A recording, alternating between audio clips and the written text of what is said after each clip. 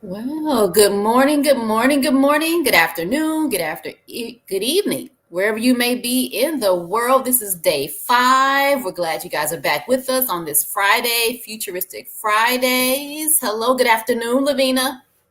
Hi, Natasha. How are you doing today? I'm excited for Friday, day 5, our first Futuristic Friday of the month. Yeah. Awesome. Really looking forward to it. I mean, I think, the metaverse has definitely changed so much, right? It has potential from remote working to, transacting, purchasing things within the metaverse almost instantaneously. So really looking forward to learning a lot from the space. Yeah, me too. I'm looking forward. I know that today Nicole is going to be our trusty guide through the metaverse. I'm looking forward to hearing from our speakers and seeing some of the presentations and, just making it through our first week of our conference, which we have to remind everybody, this is a month-long conference. This is not over. Today is not the last day. We're going to be here every day for the month of March, Monday through Sunday. So don't forget that this weekend, we're going to have tomorrow a super sponsor Saturday. So we're going to be highlighting one of our sponsors. And then Sunday is going to be Self-Care Sunday, where we highlight ways that when this women of the blockchain are always busy, but we have to take time for ourselves as well. Yeah, and with that, let's do an introduction to Nicole. Nicole Maxwell is a woman, a gamer, and a sci-fi geek, a seasoned technical implementation consultant who has specialized in SaaS and BPO. She has found from the onset of implementation the decentralized branches often lost in their flavor in adoption of the corporate culture. She has recognized the need for the awareness as the world has shifted more and more towards the metaverse. She's currently the Chief Metaverse Officer for Black Metaverse Enterprises, where she is continually creating space, helping people to find their way into this decentralized world, stressing the importance around self-sovereignty. So with no further ado, let's bring up... oh, sorry. My apologies, guys. We can actually go to Yinka first. We did not forget about... Before we bring up, we have to start the day with our fearless leader, Yinka. So before we bring up Nicole Maxwell, we're going to bring up Yinka. Good morning. Good morning. Good morning, ladies. Good morning. I kind of want to yell, it's Friday. So good morning, good morning, good morning. I'm so excited. It's Futuristic Fridays, ladies. And, it feels like a whole week has gone by. We only started on Tuesday, but we had so much packed so far. We had great speakers. Our hosts have been fantastic. Round of applause to you, ladies. Thank you very much. As well as, all of our committee members have been fantastic. There's been so much being done behind the scene. We have Pam, who's manning our chats.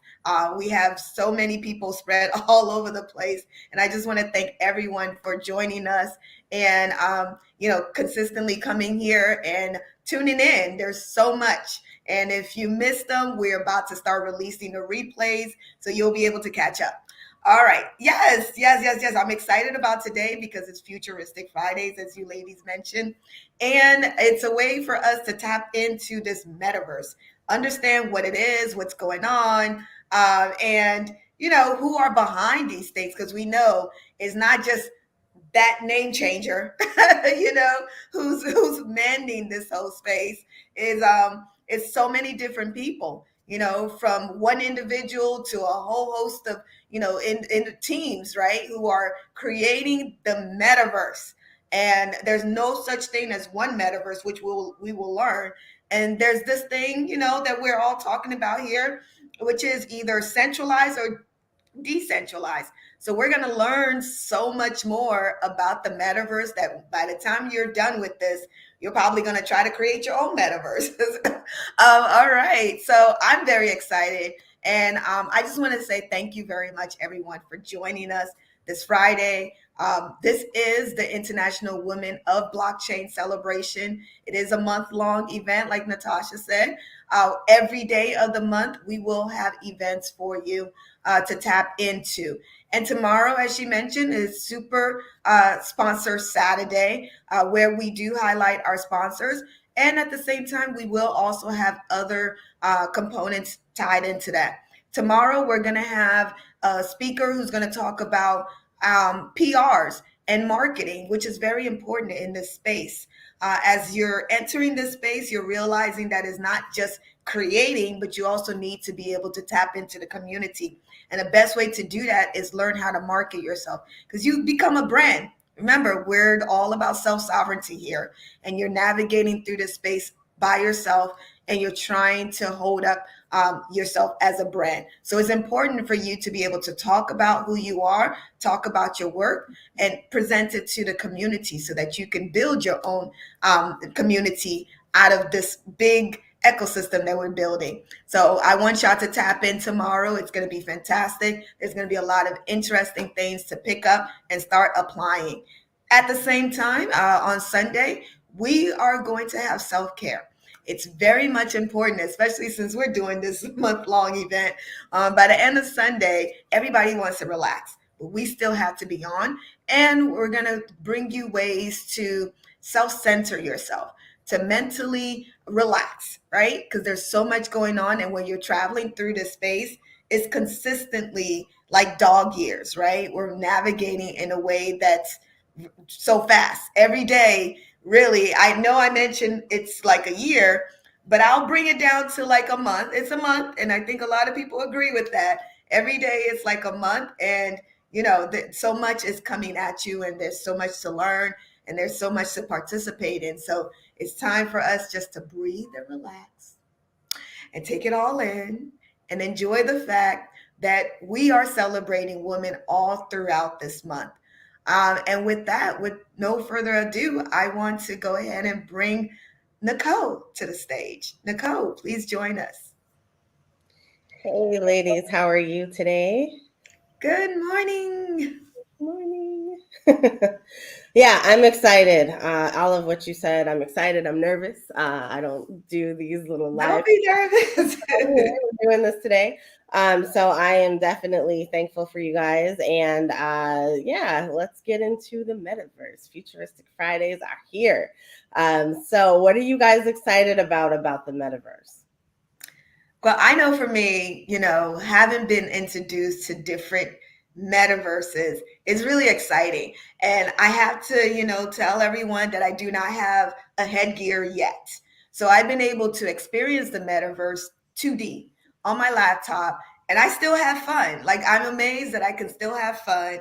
I can still enjoy myself. I'm still waiting for that right type of headgear because I'm biased, right? So you know, one day I'll be able to join you guys and go crazy. But I think I'm crazy enough in the metaverse to keep up with you all. But I do know that there are some limitations when it comes to just being on the laptop. Yeah, you definitely get around in the metaverse. We have seen you in your little red dress out there doing the thing, Yinka. So with that, let's go ahead and get started. I want to thank you guys, and yeah, let's hop into the metaverse. So a little bit about me. My name is Nicole Maxwell, and I am a implementation consultant by trade. I have previously been an implementation consultant in SaaS, that is software as a service, and BPO, which is business process outsourcing. An implementation consultant is someone who takes a software or a service and moves it or migrates it to another experience. So I have historically been able to do that for federal governments with huge contracts with DocuSign and one of the world's largest banks, taking a deep dive into the process and kind of outlining what folks were doing in their roles and then re-engineering those.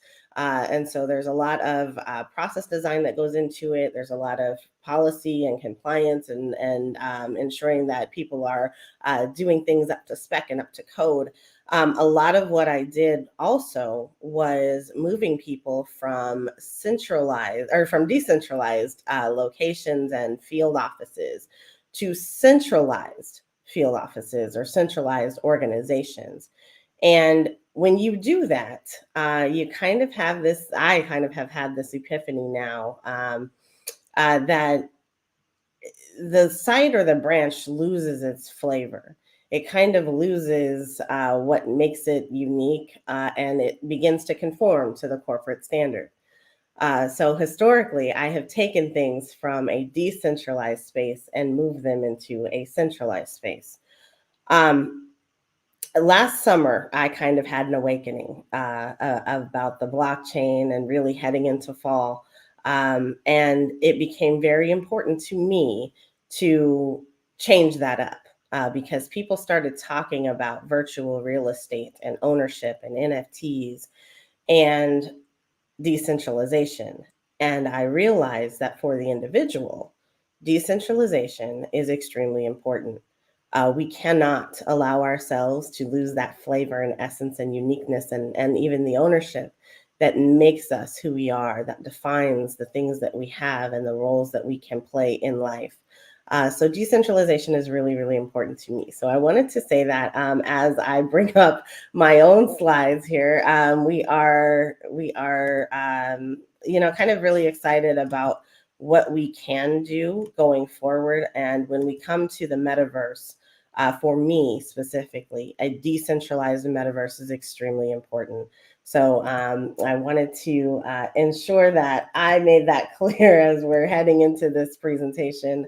I am Nicole Maxwell. I am the CEO and founder of Technical Consulting, Black Multiverse Enterprises, and a club on Clubhouse and Twitter Spaces and everywhere else you want to be called Blackverse.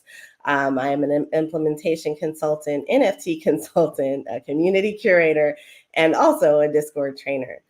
Before all of that, though, I was a gamer. I was a sci-fi and techie nerd, and those things have helped me to really understand kind of where we are in the metaverse and what that can look like for us as we move forward.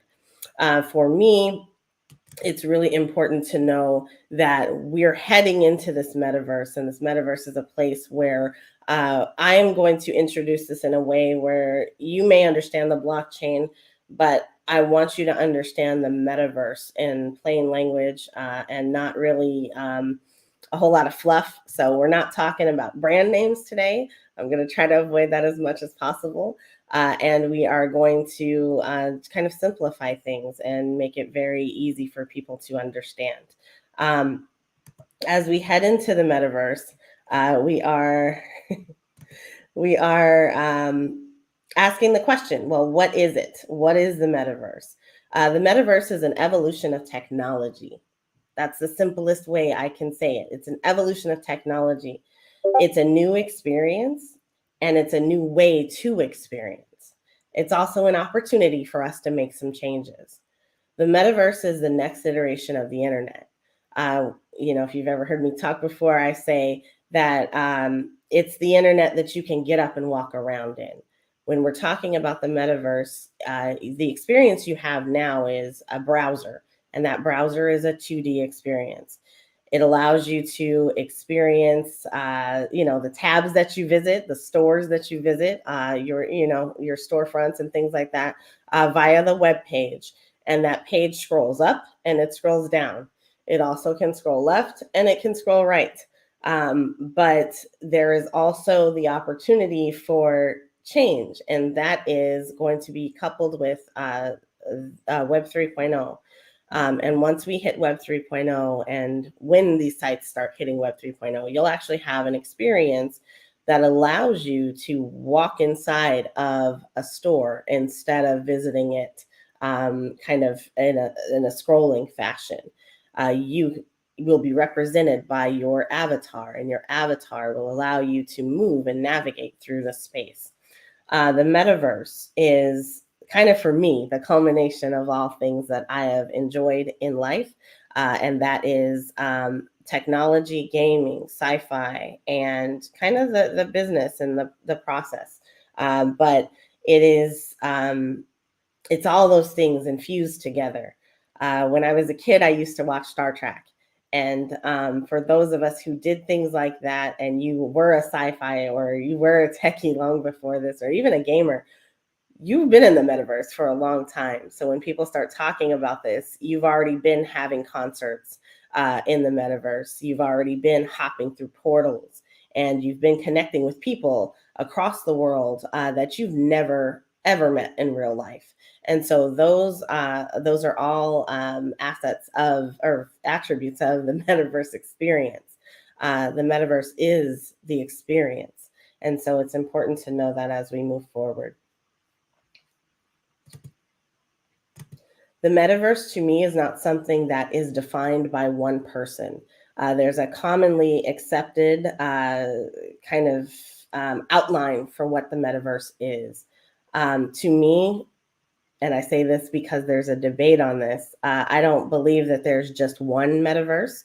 I believe that there are metaverses, and I also believe that there is a metaverse that actually does connect everything together. That metaverse is not owned by anyone. It is certainly not owned by a company that stole a name that kind of resonates with a whole lot of us in the tech field.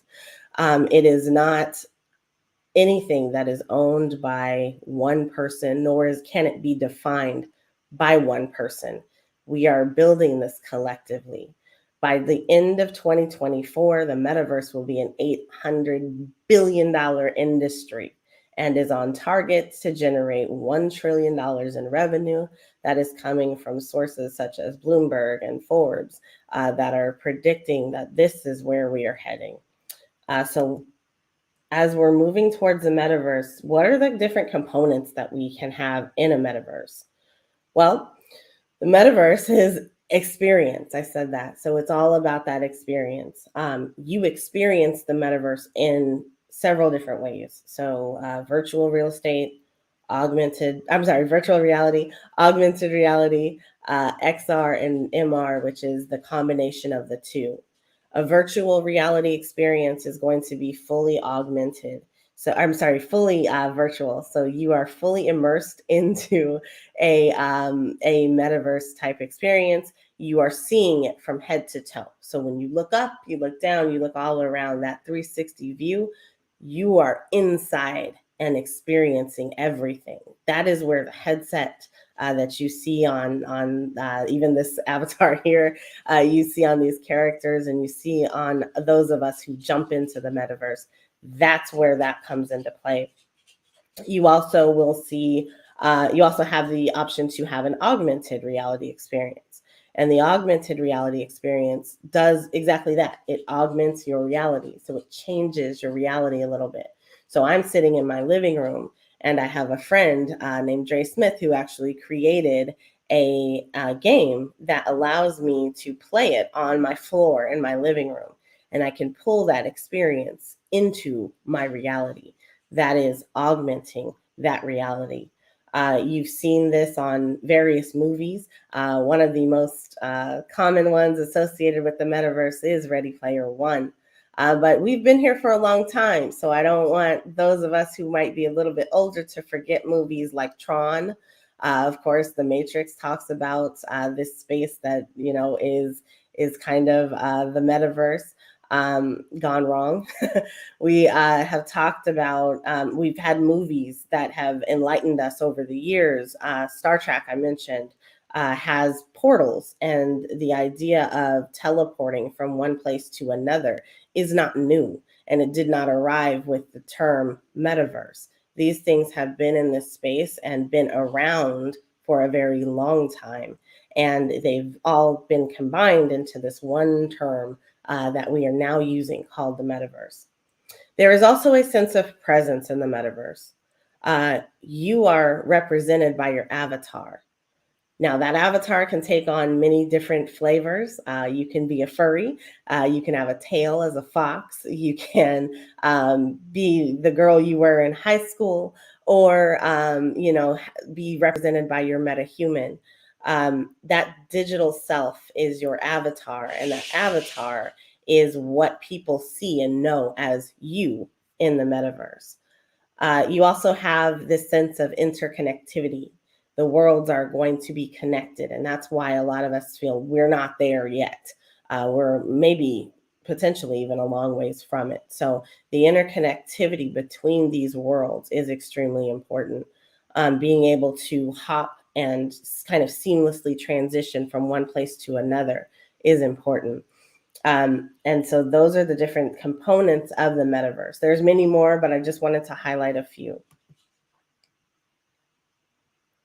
How will we access the metaverse? So there's a couple of questions that, these are basic, right? So the basic ways to access the metaverse, number one, you have a browser.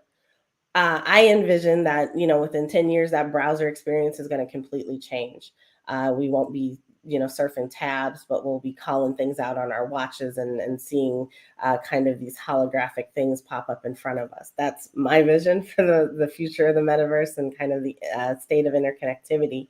But for now, we have browsers, and that's something that everybody can relate to. So you will be able to access the metaverse on a browser. There is also AR, we talked about that. There's also VR, and we talked about that.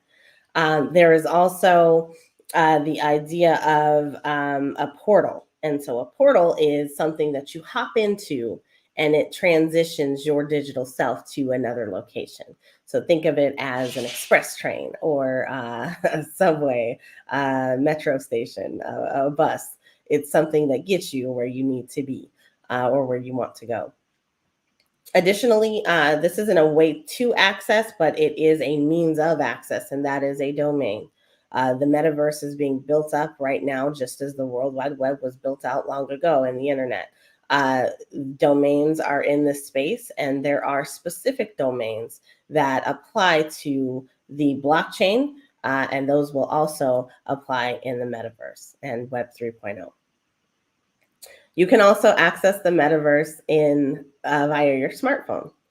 So right now there are several augmented reality options that you can use on your cell phone. I envision that maybe one day there's a gaming smartphone that allows you to actually access a metaverse and render it properly. But for now, that is kind of squarely available for those AR experiences. And then in the future, I think there will be some other things we can add in here. People are innovating at a rapid pace right now. And I think that it is going to be extremely critical that we have new ways of doing things. Like I said, I want my watch to be something that pops up holographic images and allows me to render things kind of like Minority Report allows us to do. And so I think that we have the vision for what some of the stuff can look like, and we're just waiting on technology to get there. Who is the metaverse for? Let me tell you, the metaverse is for everyone.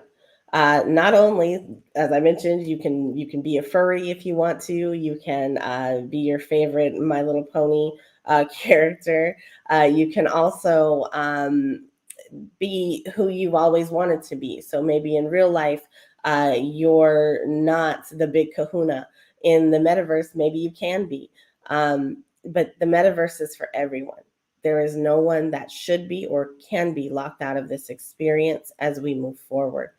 On the blockchain, we have a real challenge, and that is making sure that people have awareness that this space exists. The same exists for the metaverse. We had a very eye-opening presentation by Facebook a couple of months ago in October of last year, and that woke up a lot of folks. And so now you're hearing this term metaverse all over the place. And it is something that is extremely important for all of us. But there is something that's even more prevalent right now. And that is the fact that we're lucky because we know this space exists. There are people who don't. And that is the highest form of gatekeeping that there possibly can be. People are being locked out of this place just because they don't know that it exists. And so we're building it up. We're all talking about it. We're all enthralled in these conversations. But there is a whole entire world that's locked out right now. And so we need to change that. The metaverse is for everybody. We do expect everybody to be here. Now, what that looks like is going to be an interesting journey for all of us. As we are moving into the metaverse, one thing will not be changing, and that is that data remains a commodity. Data was boosted to the highest ranked commodity in 2020. Data is a means of obtaining information, access, and even wealth. Data is being transacted on our behalves, and we are not recouping any of that reward. That is why decentralization is extremely important as we head into the metaverse. The data points that will be and can be collected on our behalf are extraordinary.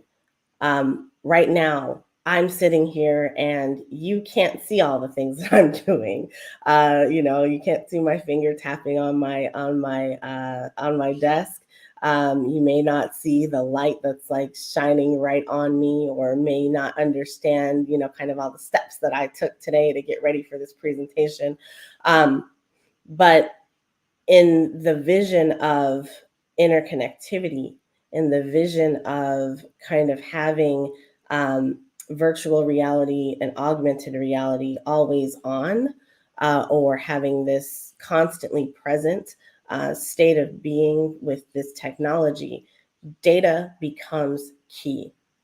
Data is something that we cannot continue to allow corporations to own and access.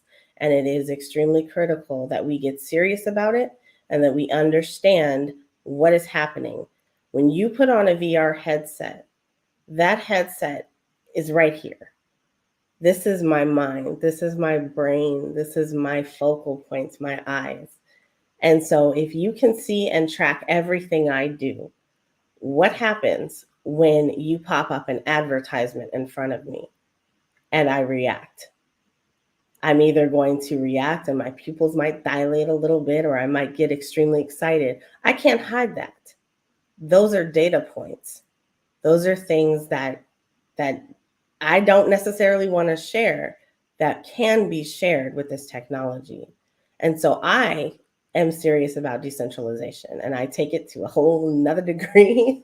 But I really want to become completely decentralized. I really want to be in a place where, in 5 years, I can say I'm hiring a data analyst to go out and negotiate some affiliations for me on my behalf for the use of my data in the decentralized metaverse. And so that's what I'm looking forward to as we move into this space, the decentralized metaverse. The decentralized metaverse is bringing the power of all the things we've talked about together with Web 3.0 and the blockchain. The blockchain is the key to this because it brings us immutability, transparency. It's going to bring to us the power to stake our ownership and to have it be available for everybody to see. There's going to be nothing that can be hidden in this space in the way that they're hidden now. So, we've had some great talks about public versus private blockchains and why they're beneficial and how they need to be transformed as well. So, we have a ways to go, but the decentralized metaverse for me is the place that I want to be. How do you spot a decentralized metaverse? Well, we are going to spot that decentralized metaverse by the fact that there is cryptocurrency. There will be wallet-based logins. There are, and that means your cryptocurrency wallet, you'll be able to log in with that. We've seen that now with some brands that are out here right now. Unstoppable domains, ENS domains allow you to log into sites and utilize those domains that you've acquired. There are NFTs and wearables. Those NFTs and wearables will be present and omnipresent throughout the decentralized metaverse. You will also have a sense of ownership because you will have NFTs and wearables. These spaces can be extraordinarily transformed from what they are today. You will have virtual real estate. That is the idea of owning a plot of land and you doing whatever you would like to with it, building out your storefront or helping others to come to hang out with you. There's also user-to-user trade. So the day that you decide you want to sell your NFT, your wearable, or your virtual real estate, you will be able to. There is also the blockchain, and that is key and that is transformative. That blockchain must be in place for all of those things to actually work in harmony and synergy across the metaverse. Community is everything. I talk about this all the time. I'm going to try to speed this up a little bit, but community is key. So when we're talking about community, we have cryptocurrency, NFTs, and we have Discord. Discord has risen for many, many reasons, but is a way for us to cultivate community. All of the things that we are talking about, crypto, NFTs, AR, VR, DAOs, domains, all of those are being, and dApps, all of those are communities are being cultivated around those in the decentralized metaverse and in Discord. So what is the woman's future in the metaverse? Well, coming up this month, we've got some great tips for you. We've got entrepreneurs who are creating things out here. We've got creators. Today, we have a world builder coming up next. You're going to get a metaverse tour. There's going to be constant education as well as panel discussions. We're going to talk about all things crypto, NFT, AR, VR, virtual real estate, DAOs, DAX, and domains. And we have some outstanding guests coming up. So I am extremely excited today. So please stay tapped in, stay tuned in as we continue to move forward. I am going to ask our host to come up in just a second. But first, how do you connect with me? So to connect with me, you're going to go to metamindshift.com. And you can also connect with me through any of my organizations, and they are listed here. This presentation will be posted into our Discord for the in the advertisement and shill location. So if you are ready, then please check that out. If you want to have a meta mind shift, and that is where I talk to you about your yourself as an individual transacting in the metaverse, or your small business, and how you can begin to move some of your operations into the metaverse. I'm happy to do that. I also perform Discord implementations and Discord training. You can find that at learndiscord.com. So metamindshift.com and learndiscord.com. This is Nicole, and my voice is resting. We're going to go over to a brief intermission or a 5-minute intermission, and then I'm going to bring up our next guest, and we'll bring back the hostesses, and they'll bring me back. So we'll see you here in just a minute. Thank you. Thank you for paying attention. Thank you for listening, and thank you for being present.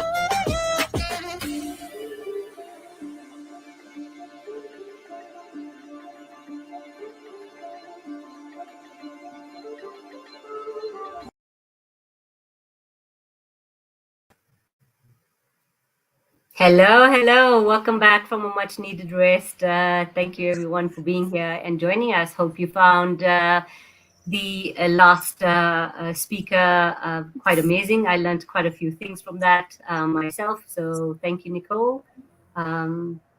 Natasha.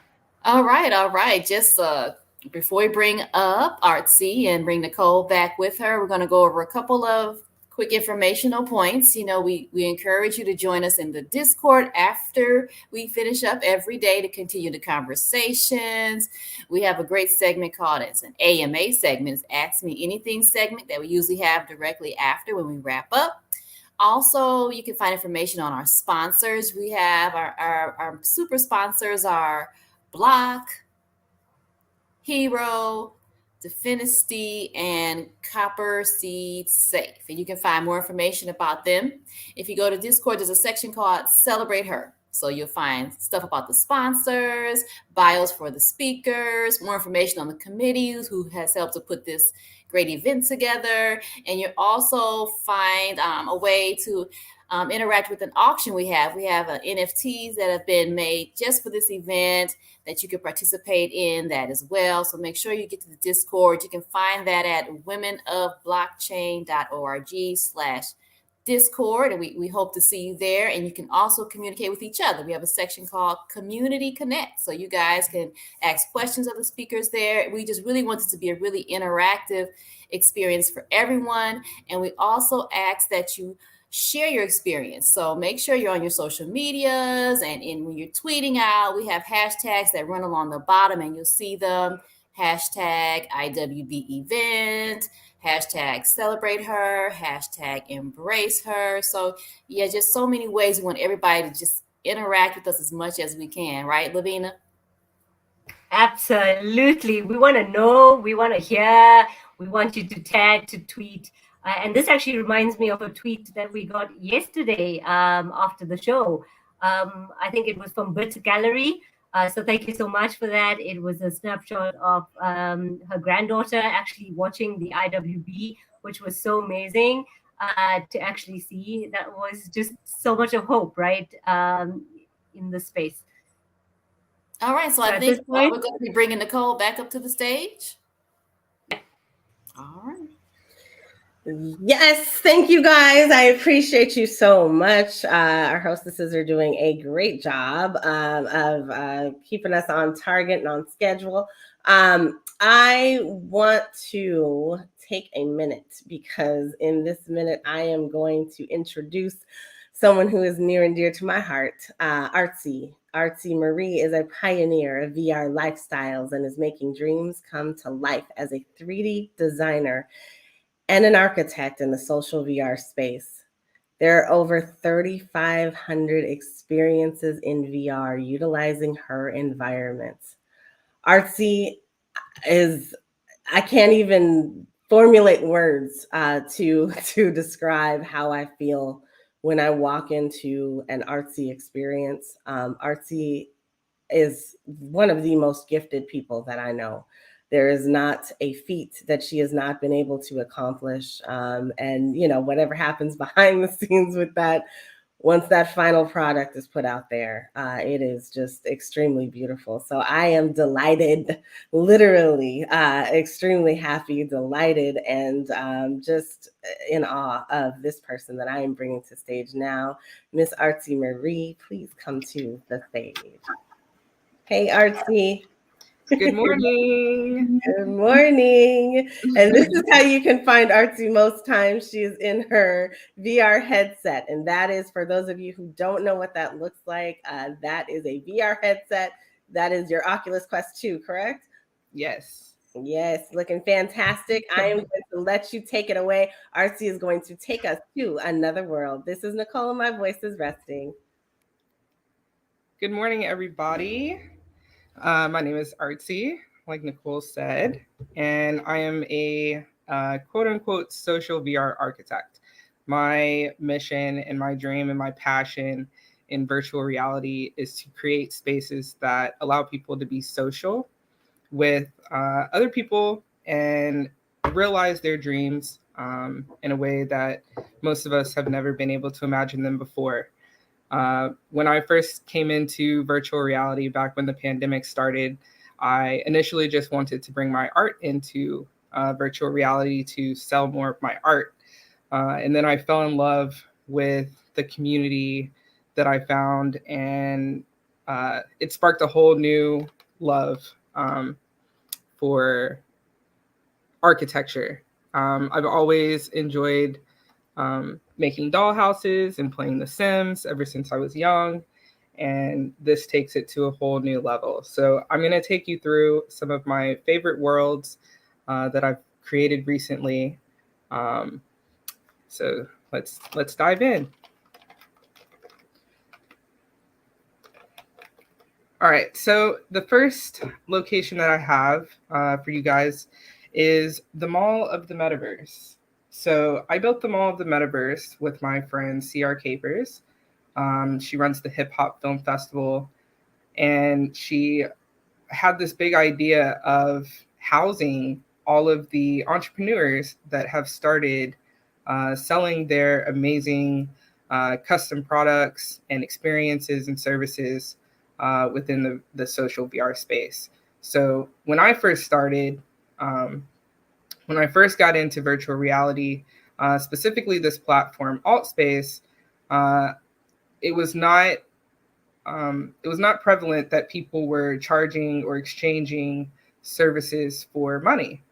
And I absolutely could not spend as much time as I spend in virtual reality without finding a way to get paid for it. So I decided to be the first person to monetize the platform in the consumer market. And so I've started a Patreon where I house hundreds of people in virtual reality. They get amazing spaces to jumpstart their creativity. This mall is filled with over 30 vendors, 30 creators that are basically giving you everything you want in your virtual reality experience to just make it pop. So we've got everything from fine art to custom clothing. We have real estate agents. We have graphic designers. We have world builders, MRE content creators, event production. Everything is in here. And this is my booth as a Meta owner. I get my own sign. I get my own booth, and links to my website, links to my portal, like my hub worlds. And it's just a great experience. Everybody that is in the mall right now is being incubated, which means that CR Capers definitely pushes their brand and helps them develop as a business in virtual reality. All right, so we're gonna head over to my penthouse. My penthouse is my favorite hideaway. I also have parties that I throw there on occasion. And we play music and we dance and we have great conversation. All right, so my penthouse is near and dear to my heart because it was the very first custom from scratch build that I ever made back in 2020. And it's where I got my very first client. And so as I've grown as an entrepreneur, as a world builder, I have gotten to a point where my penthouse needed to be renovated. And so what you're looking at right now is the renovated version of that original penthouse with these beautiful stained glass windows, very luxurious kitchen. My kitchens are probably one of my favorite places to be in virtual reality. We definitely have food on the table. It's very immersive. Like I feel like I'm here. I feel like I'm living in my dream home, and that's really the goal of what I do here. And so we've entered my jewelry room, where you can actually try on the jewelry collection that I made. So I can try on my earrings. There we go. I'm gonna put on a necklace. It's one of my necklaces. I have sunglasses, watches, and different, the community is allowed to use my jewelry in any of their worlds. So once they get access to my jewelry, they're allowed to put up my display, and they're allowed to wear their wearables, and their friends can wear the wearables when they're in world. So the next place I'm going to take you is to my world hub. So this is my private jet, or since I updated it, it's actually more of a jet launched into 2250 or something like that. It's quite futuristic. You are now boarding Artsy's jet. VIP access granted. So people spend a lot of time in these social VR metaverses. And for me, it's the community and being able to connect to people and network that has the most power. And so within these metaverses, we have what's called world hubs. And if you're a creator, your world creator, you probably need to have a centralized location to show people how to get around to your different worlds. So if we look here at the dashboard, I have links to my different worlds that you can jump into. We call them portals. I think I'm going to head to my main gallery. So my main gallery is where I house all of my illustrations. So it's the reason why I came into virtual reality in the first place. These are currently not for sale in the real world.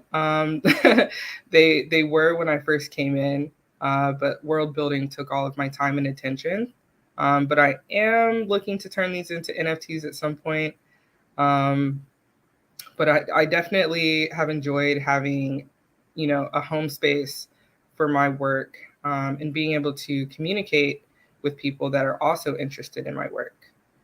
My gallery is a dedication to Black women and our spiritual and emotional powers.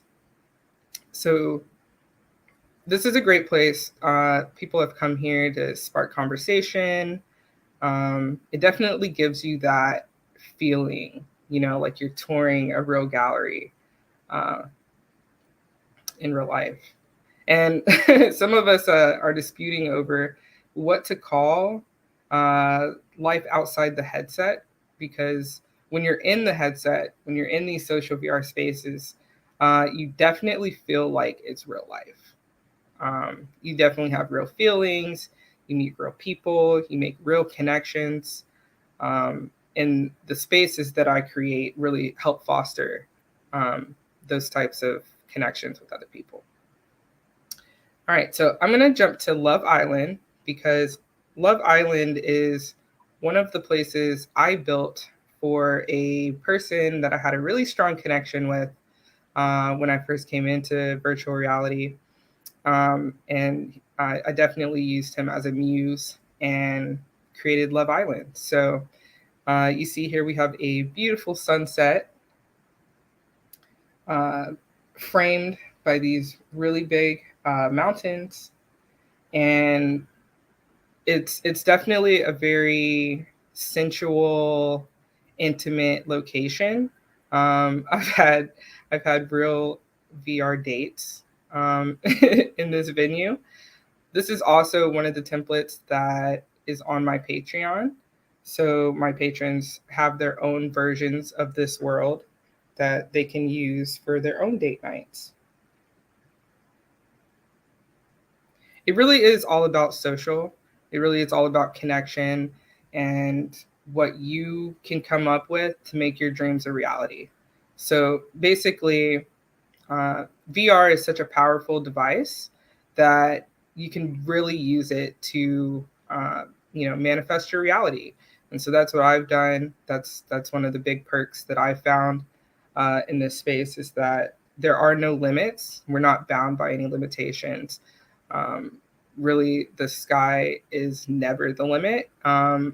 You're really only bound by or limited by your imagination. So we're headed to my most recently made template that just went on to my Patreon, and it's for it's giving me Paris vibes. So this is To Paris with Love.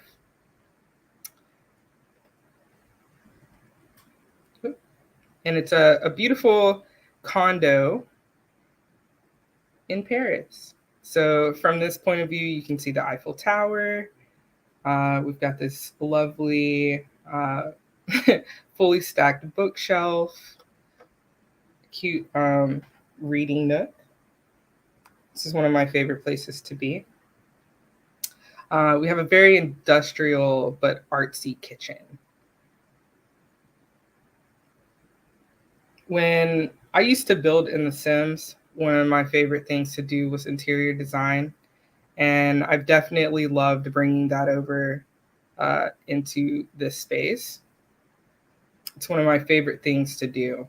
And so I spend a lot of time looking at inspiration and also gathering up a library of materials and textures to have fun with. So everything that you've seen in this tour so far has been built by myself in Blender 3D. So Blender 3D is a 3D modeling software, and it's free for everybody to use. And then once I build the structure and put the materials on in Blender, I move it over to Unity to do lighting and adding game objects or game components like colliders so that we don't fall through the floor. One of the best things that I experienced was bringing my mother into virtual reality and taking her on a tour. And this happened a couple weeks ago, and this is a picture that we took together. It definitely bonded us, and she had a great experience. All right, so the last thing I'm going to show you is just a little bit of the interactables that's fun for us to do in here, and that's flying these amazing paper planes.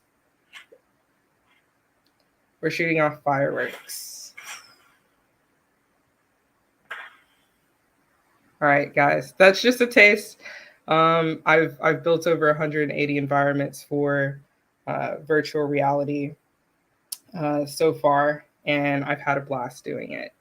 So if you want to check out more of my worlds, make sure you come into Altspace VR, as most of mine are located here. And we can get some more information, I guess, a little bit later. But yeah, stay tuned as I jump back into real life. Yeah, guys, we're going to go to a brief intermission. Wasn't that just fascinating, Artsy? Every single time I see everything that you do, it just knocks me off my feet. We are going, and you're still going. We're going to go to a quick intermission, and then we will be right back. Thanks, guys.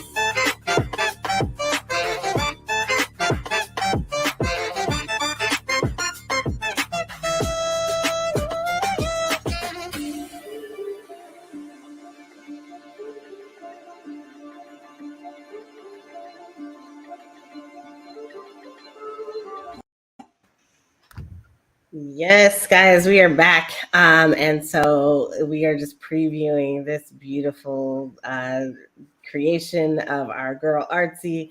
Artsy, you are phenomenal, is what someone from that said. You are phenomenal. And that is very true. You are a work of art in and of yourself. I am so happy to have, come to know you and just be a part of kind of what you're putting out there and being able to steer people in your direction to help fulfill their dreams. So what does that feel like? Knowing that you literally take people's imaginations and turn them into reality, virtual reality. So I've always been doing that. Ever since I've been an entrepreneur since I was 17. My first, business was professional photography. So I remember, having conversations with my clients before their photo shoot and, asking them what their hopes and dreams was for it, and then giving that to them. Right. And then when I did graphic design, it was also taking somebody's ideas and putting them into, physical art. And then it's also when I did illustration, and doing illustrations for people. Like I've always had this innate sense of connecting and bonding with people that rely on me for my creative abilities. And so like, I find it really awesome that people trust me with their visions, and I try my hardest to make that a reality. So when it happens and I nail it on the head each and every time, it gives me, it lets me know that I'm in the right space, that I'm in my flow and that I'm connecting on, a spiritual level, what people really hope and want and dream for.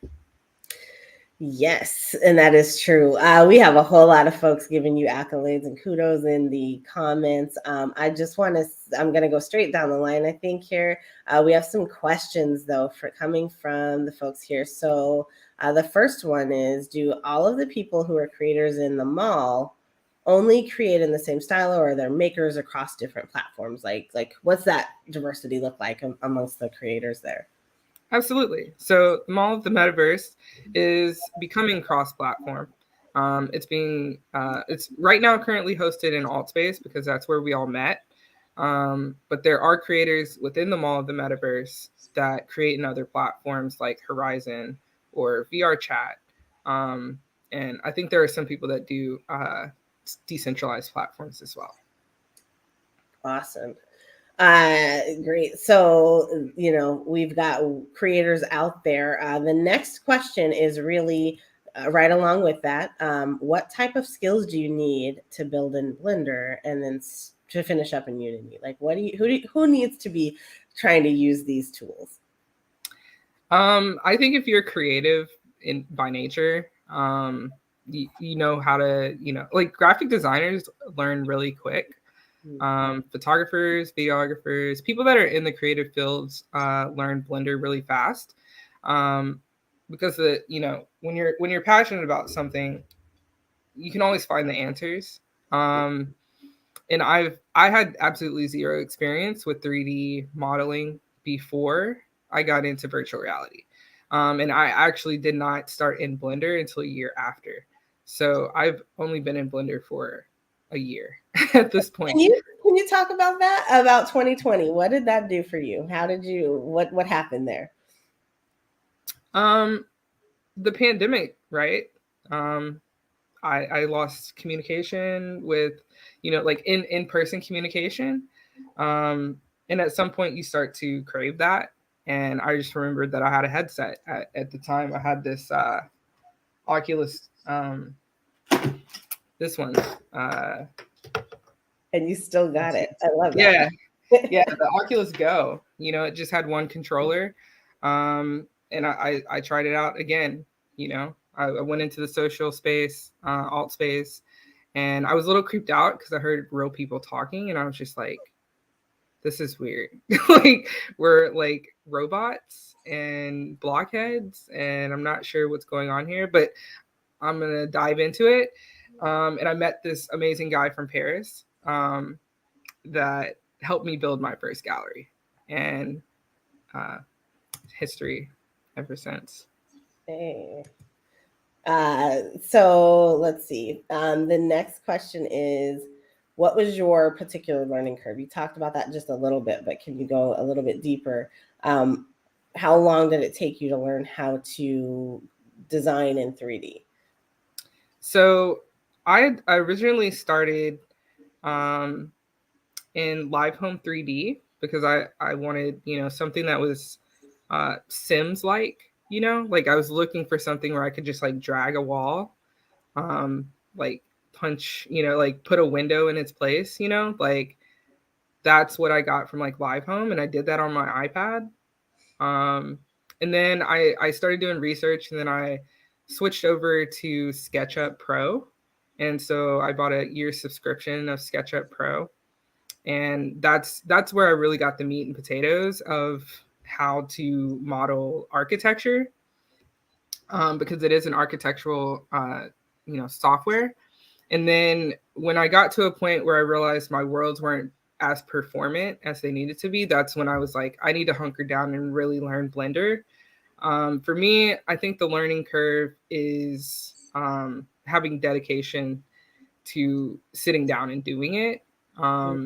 Because I've had so many chances in the past to learn Blender, and it just looked complicated, right? Like there's a lot of things that Blender can do, but the best advice that I have for anybody trying to get into Blender is to watch tutorials. There's a lot of free information. Blender has the biggest community of education, like free education out here. Everything that I learned off of YouTube. I do teach world builders how to get into world building. So I have a Facebook group, and it's called VR World Builder Collective. So it's VR World Builder Collective. And that's where I have a tutorial playlist of my favorite YouTube videos that walks you through all of the steps that I, have gone through to get to the point where I'm at.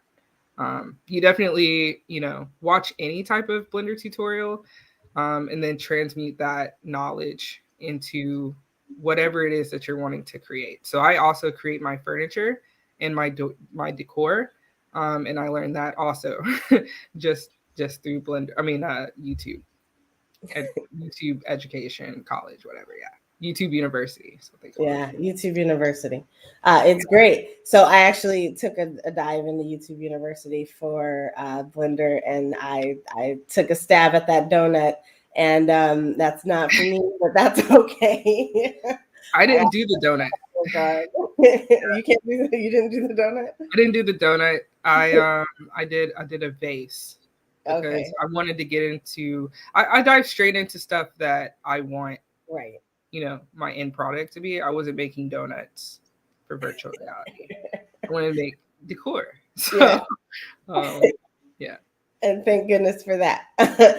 Because we need our metaverses to look like us. So what does it mean to you to create spaces that we resonate with? And I mean, like women of color, sister girls, the spaces, just looking at your art gallery, when you first land in there, it's empowering. Like literally, it's empowering. Like you land in there and you see, and it's positioned so perfectly. I talk about this all the time, but like it's positioned so perfectly where you just see us, and it's all around. But that first minute when you jump into that your gallery, it's empowering. So what does that mean to you?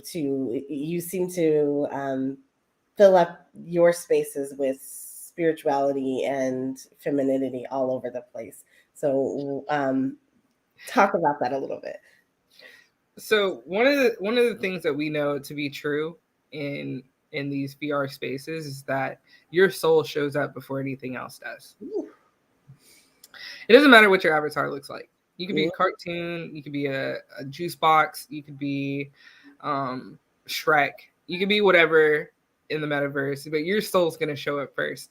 And I think it's been that way with my worlds as well. Like my soul shows up in my worlds, and it's not always intentional for me, but it's me putting my heart and my soul into what I'm doing. And that's why when I switch artistic mediums, I usually go in 100% on them, and I'm not able to do the other ones. So like I have not been able to paint anything since I started this. I haven't been able to take any photographs. Like I've been 100% immersed, right? And like at my truest core, like I'm for Black women, right? And I know that, like our spiritual prowess and our, magical abilities, are innate. And I think it shows up no matter where we are.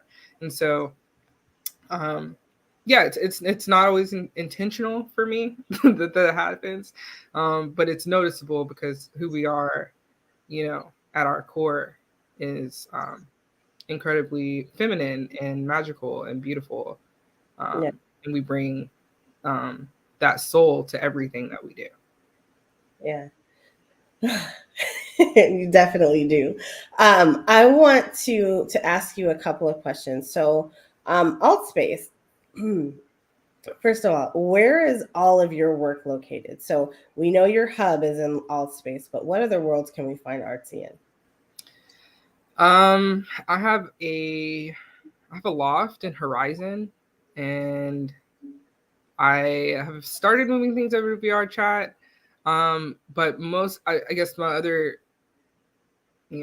content metaverse would be my own metaverse that I have on my website.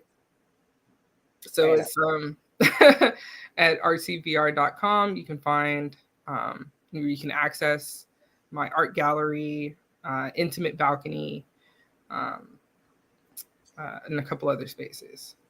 Yeah. I'm working on transferring more of my stuff over there. I'm just really busy.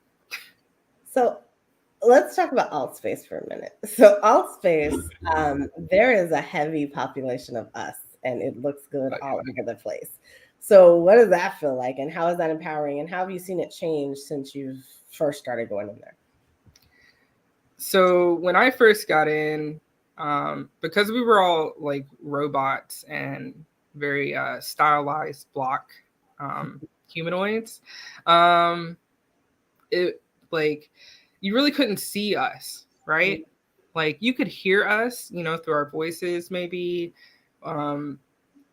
but it hasn't been like until they switched the avatars to be more personable, you know, and creative, like we didn't really see each other. And so when we finally switched avatars and we could see each other, it's like an explosion happened, you know, like Black people were coming out the woodworks and we were present, we were seen, you know, and then that's when me and 9 other, you know, industry leaders came together and we formed Metaculture. And Metaculture, we threw events on a weekly basis that were culturally relevant, you know, like they were putting Black excellence on display, you know, like poetry slams and open mics and, you know, showcasing that, you know, like we had the I guess the most fun, you know, hide and seek games you could ever play, you know, house party 1, 2, and 3, you know, like playing, you know, old school R&B hip hop music. Like we had things, you know, on a whole new level when we started doing events. But we were kind of putting out that beacon, you know, to the rest of the world, like, hey, like we're in here, like we're taking over this metaverse and want you to come in and be a part of that, you know. And I was doing my own thing, you know, bringing people in and, you know, showing them what the possibilities were. And so we are thriving in this space right now, you know, like people are building their own metaverses. We've got, you know, super talented world builders, you know, the most talented world builders I've ever seen, you know, are in our community. And it's growing bigger every day. So we're out here and we're representing positive. We're here, we're doing the thing, and you are definitely doing the thing. So with that said, we got about 5 more minutes. I want to ask you really quickly about this. A couple months ago, maybe you had an extraordinary experience, a 9 world instance that you created for Naughty by Nature. So talk about that. Uncle Vin Rock is in the chat. You know, as you know, as I've been a world builder, I've seen a lot of celebrities come through, and not like a lot of them come in and they're like, wow, this is cool, but none of them stayed like Vinny has stayed. And Vinny really understands the power of communication and connection in virtual reality. And so when Vinny came into alt space, he linked up with his friends, and his friends came and they were like, yeah, you got to work with Artsy, you know, and Vinny trusted them, you know, and he trusted me with his vision. So I built out, I think it's 8 or 9 worlds for Naughty by Nature. And they are, you know, they have their own metaverse on full display, and they have, you know, they do their performances. They do backstage, you know, interviews, you know, backstage access, VIP stuff.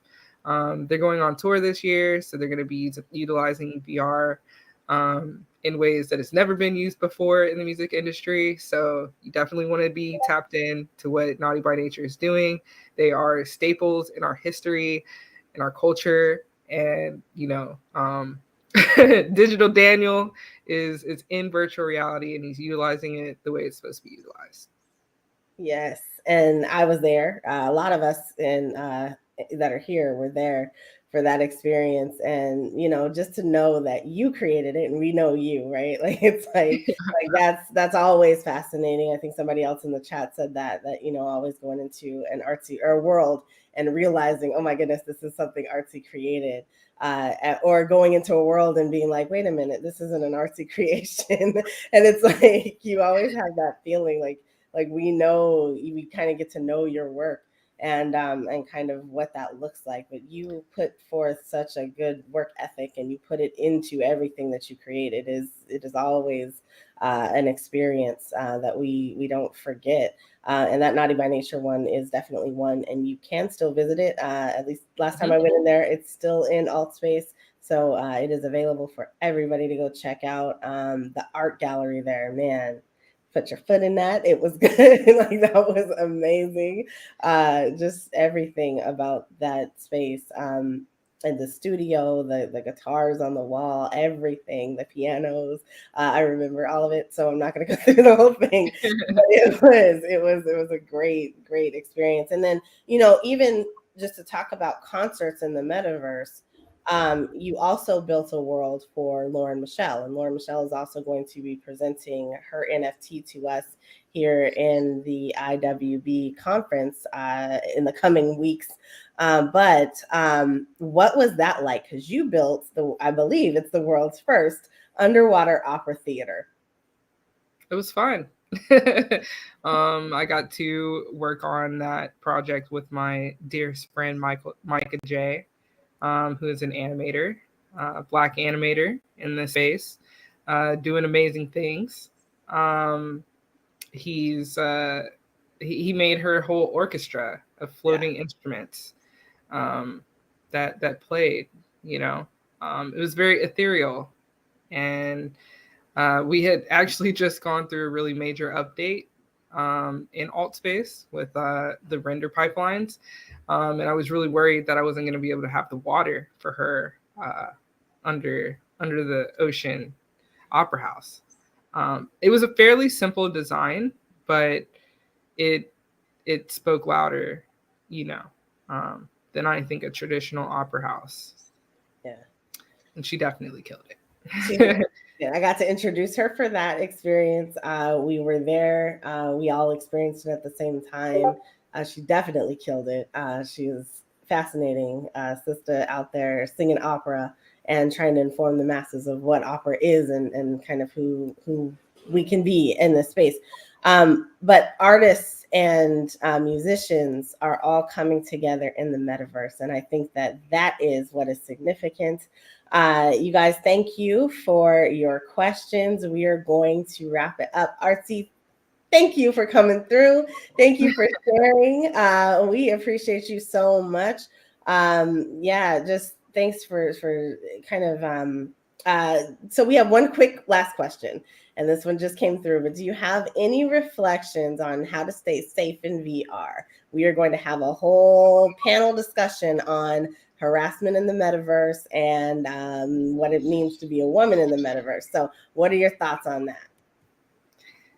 So I think that's a larger topic. I'm not comfortable being in this topic, but I do understand, you know, the implications that other people's disrespect has on other people.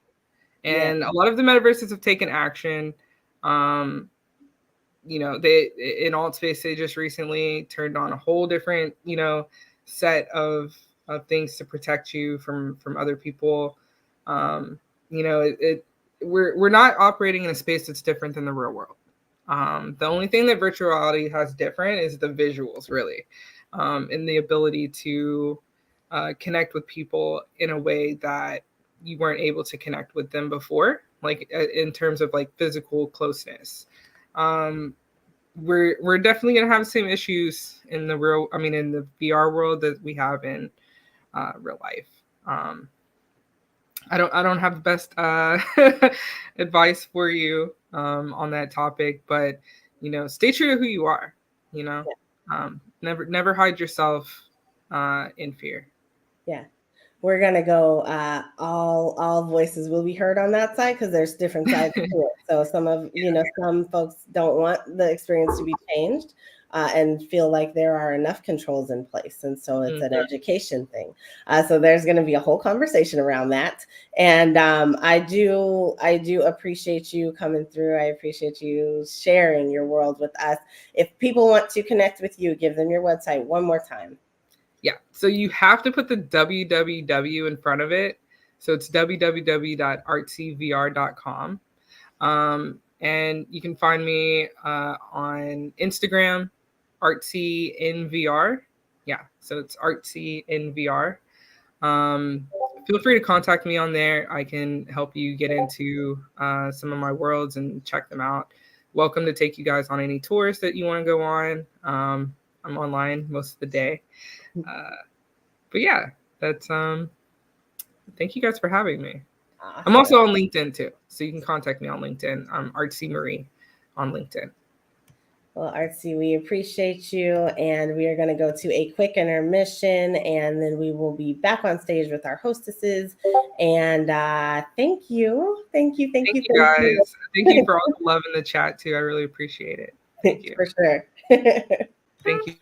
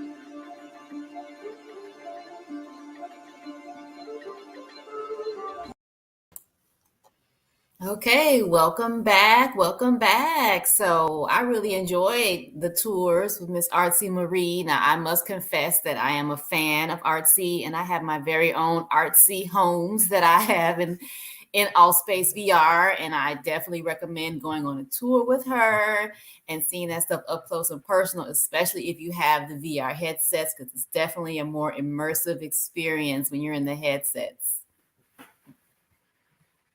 What'd you think, Lavina? Absolutely. I think the comments said it all. The engagement from everybody from the community has been phenomenal. I think, as much as it's the next new frontier, it is, again, just a way for us to really tap in, get a feel and a touch of what is there. So we appreciate that, and we are thankful. All right. So I think we're going to be bringing Nicole back up, and she's going to be continuing taking us into the metaverse on this Futuristic Friday.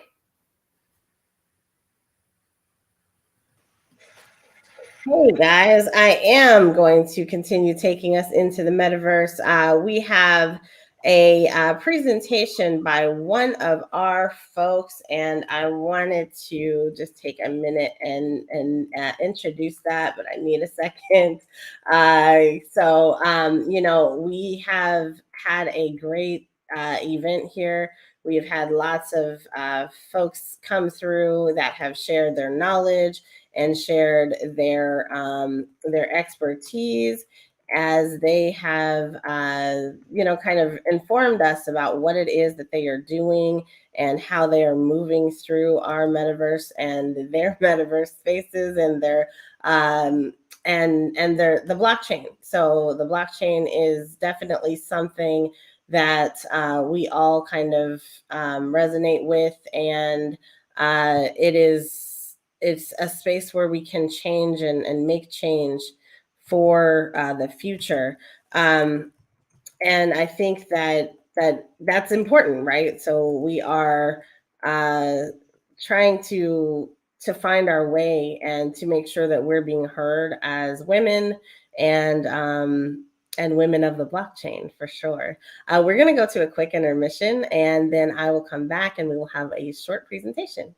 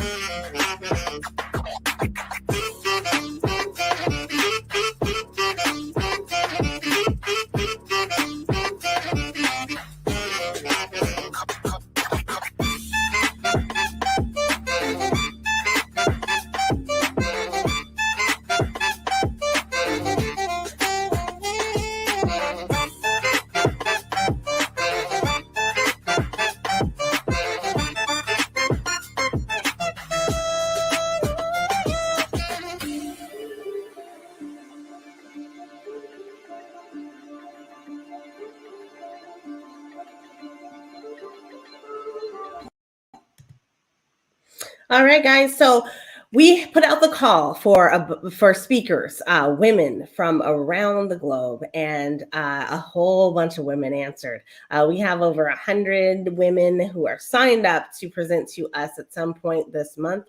So we appreciate all of you being here. The International Celebration of Women of the Blockchain is actually sponsored by Block and Hero, and we are extremely happy to have them on board and to be supporting this endeavor. We put out the call and many women answered. Many women answered and said they could not be here but wanted to be present. So right now we have a presentation by one of those, and her name is Rayset, and she is going to present to us. I'm going to pop that up on screen so the next voice you will hear will be hers. Hi, I'm Rayset. I'm a digital artist. I'm involved in NFTs. I'm based in Sydney, so I'm really sorry I couldn't be there. I live in a really difficult time zone, so it would be about 2 a.m. So I'm really thankful for the International Women of Blockchain who've let me present this information to you in this way. A little bit about me is I started out as a traditional artist using canvas and paint. I transitioned to digital art. It was cheaper to use Procreate than sometimes buy canvas and paint. And then I found myself into crypto art, NFTs. And that process for me was really daunting and scary because I didn't know anyone personally who'd done it before. I didn't know anyone in the space. I didn't know anyone on Twitter. So I barely knew how to use Twitter. I found myself clicking and shilling on Twitter, responding to people who wanted to start chats and getting ignored. I really felt invisible. So it took me a little while, but finally I joined some chats. I started using Discord, which I'm still really bad at. But it was through chats and through finding support networks that I made some friends. I built up my networks. And that, I would have to say, is one of the most crucial aspects of this space. You need to have a support network to do anything here, because there are times I really, really wanted to give up and just not carry on here, and it just felt too big, too daunting, too hard. And my friends, held me through that process. We were there to help each other, but not only through the bad. It's my friends helped me through the good, to celebrate each other. So I remember one of my first sales, and the reason I got this sale was because a friend of mine had retweeted my work. And I still remember the collector because he was a huge support in this community. But based on one retweet, I was able to sell something, and my friends celebrated with me, and they held me through the whole process, which is amazing because it felt that I was part of something. The learning curve, I think, for me in this space has been huge. I've become a lot more involved in the community. And I'm really involved in women's groups such as the NFT Goddesses and Metaverse Queens, two groups that are here in this space to try and promote women, from a variety of backgrounds, so that we are a diverse voice.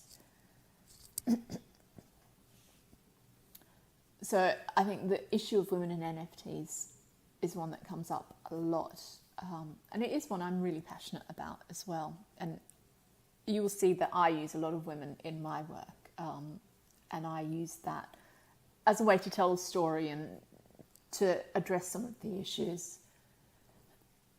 And I think one of the things for women in NFTs is that we personally need to get better at speaking up here. So I'm a trained social worker, and I remember as a social work student, I was once told by my supervisor that social workers are often considered less important than medical professionals, especially in like a hospital or a medical setting. And we start to internalize that. So when we're asked to speak or when we are asked for our opinion, we don't often give it. And therefore we perpetuate that stereotype. So I remember him saying to me, just be prepared, have an opinion, speak up. And I think that that always sticks with me. It's something I've carried for so many years, but I really think it applies here for us, that we need to show up, we need to speak up, and we need to be strong. And I think that the blockchain offers women a really unique opportunity here. You know, of course, there are barriers, you know, all the issues that are faced in the wider society we face here. I mean, the blockchain is just a microcosm of the larger society. But what I have seen here is artists being able to make an income to support their families that without NFTs, they wouldn't otherwise have been able to do. I've seen artists from all over the world be able to come in here and sell their art that otherwise wouldn't be seen, and to make support and to create networks that then gives them a voice. And that's, I think, something that's really unique about the blockchain for me. So how do we NFT? Well, this is still, I think, the hardest part, because I've been in this space for about a year and I still feel like I'm a newbie. There are threads and there are experts and there's so many people telling us how to NFT, and you know, this is how you should market yourself, this is how you need to control your scarcity, this is what you need to do, don't do this, contradicting information. And I think one of the things I've learned is there are no experts. Everyone is learning here as we go along. So I think to NFT, filter out the noise and be you. Find your way. There isn't a particular way, and that's the beauty again of this space. There isn't one way to do something. What works for someone might not work for you. And we talk a lot about community in NFTs. It's one of the things that you will see constantly being thrown around. Community this, community that. But I really do think it is a crucial aspect of this new world. And one of the things I've seen, especially during this really heartbreaking time of war, that the community does rally around and it does support artists, especially those who've been fleeing into safer zones. I've seen community of diverse women come together and lift each other up. And I'm not saying everything is wonderful and everything is perfect. Of course not. You know, there are rugs, there are scams, there are numerous things that are going on as well. So I'm not trying to build up this view that the blockchain is all perfect. But I do think there is an opportunity for change here. And I think there's an opportunity for us to come together and advocate for each other. And I'm a really, really strong believer that art can help to make a difference. And I really hope that through our art and through this community, we can shine light on issues that need to be addressed. Thank you so much for letting me come to this conference and present to you in this way. If anyone wants to reach out to me, please, I've added my Twitter address on the bottom. My DMs are always open. Thank you. Hey, thank you, Rayset. We appreciate you. We appreciate you wanting to be a part of the conference and bringing your full self here, even though you could not be. And thank you for just the inspiration that you just provided. Speaking about barriers and kind of the space and how important community is, Discord has become one of the largest community building tools and applications that's out there right now. In addition to that, it is one of the largest barriers to access. And so right behind, kind of knowing about the internet, knowing about or knowing about the blockchain and knowing about and having access to the spaces where you can gain access and information, Discord is one of those spaces. There are many spaces where you can learn about the blockchain. The top ones are going to be Clubhouse, Twitter Spaces, Discord, and Telegram, and somewhat Instagram. And, our communities are out there and we're all thriving. But if you don't have access to what you need to know in a Discord, you may be left behind. That is why I, started training on how to actually use Discord. That has evolved into Discord implementation. Earlier, you heard me say that I am an old school gamer. I have been a gamer for a very long time. And while we all know social audio apps such as Clubhouse and Twitter Spaces now are cultivating communities through just voice and audio, there were plenty of applications doing that before they came along. There were things like Ventrilo and Mumble. Those were all tools, RaidCall.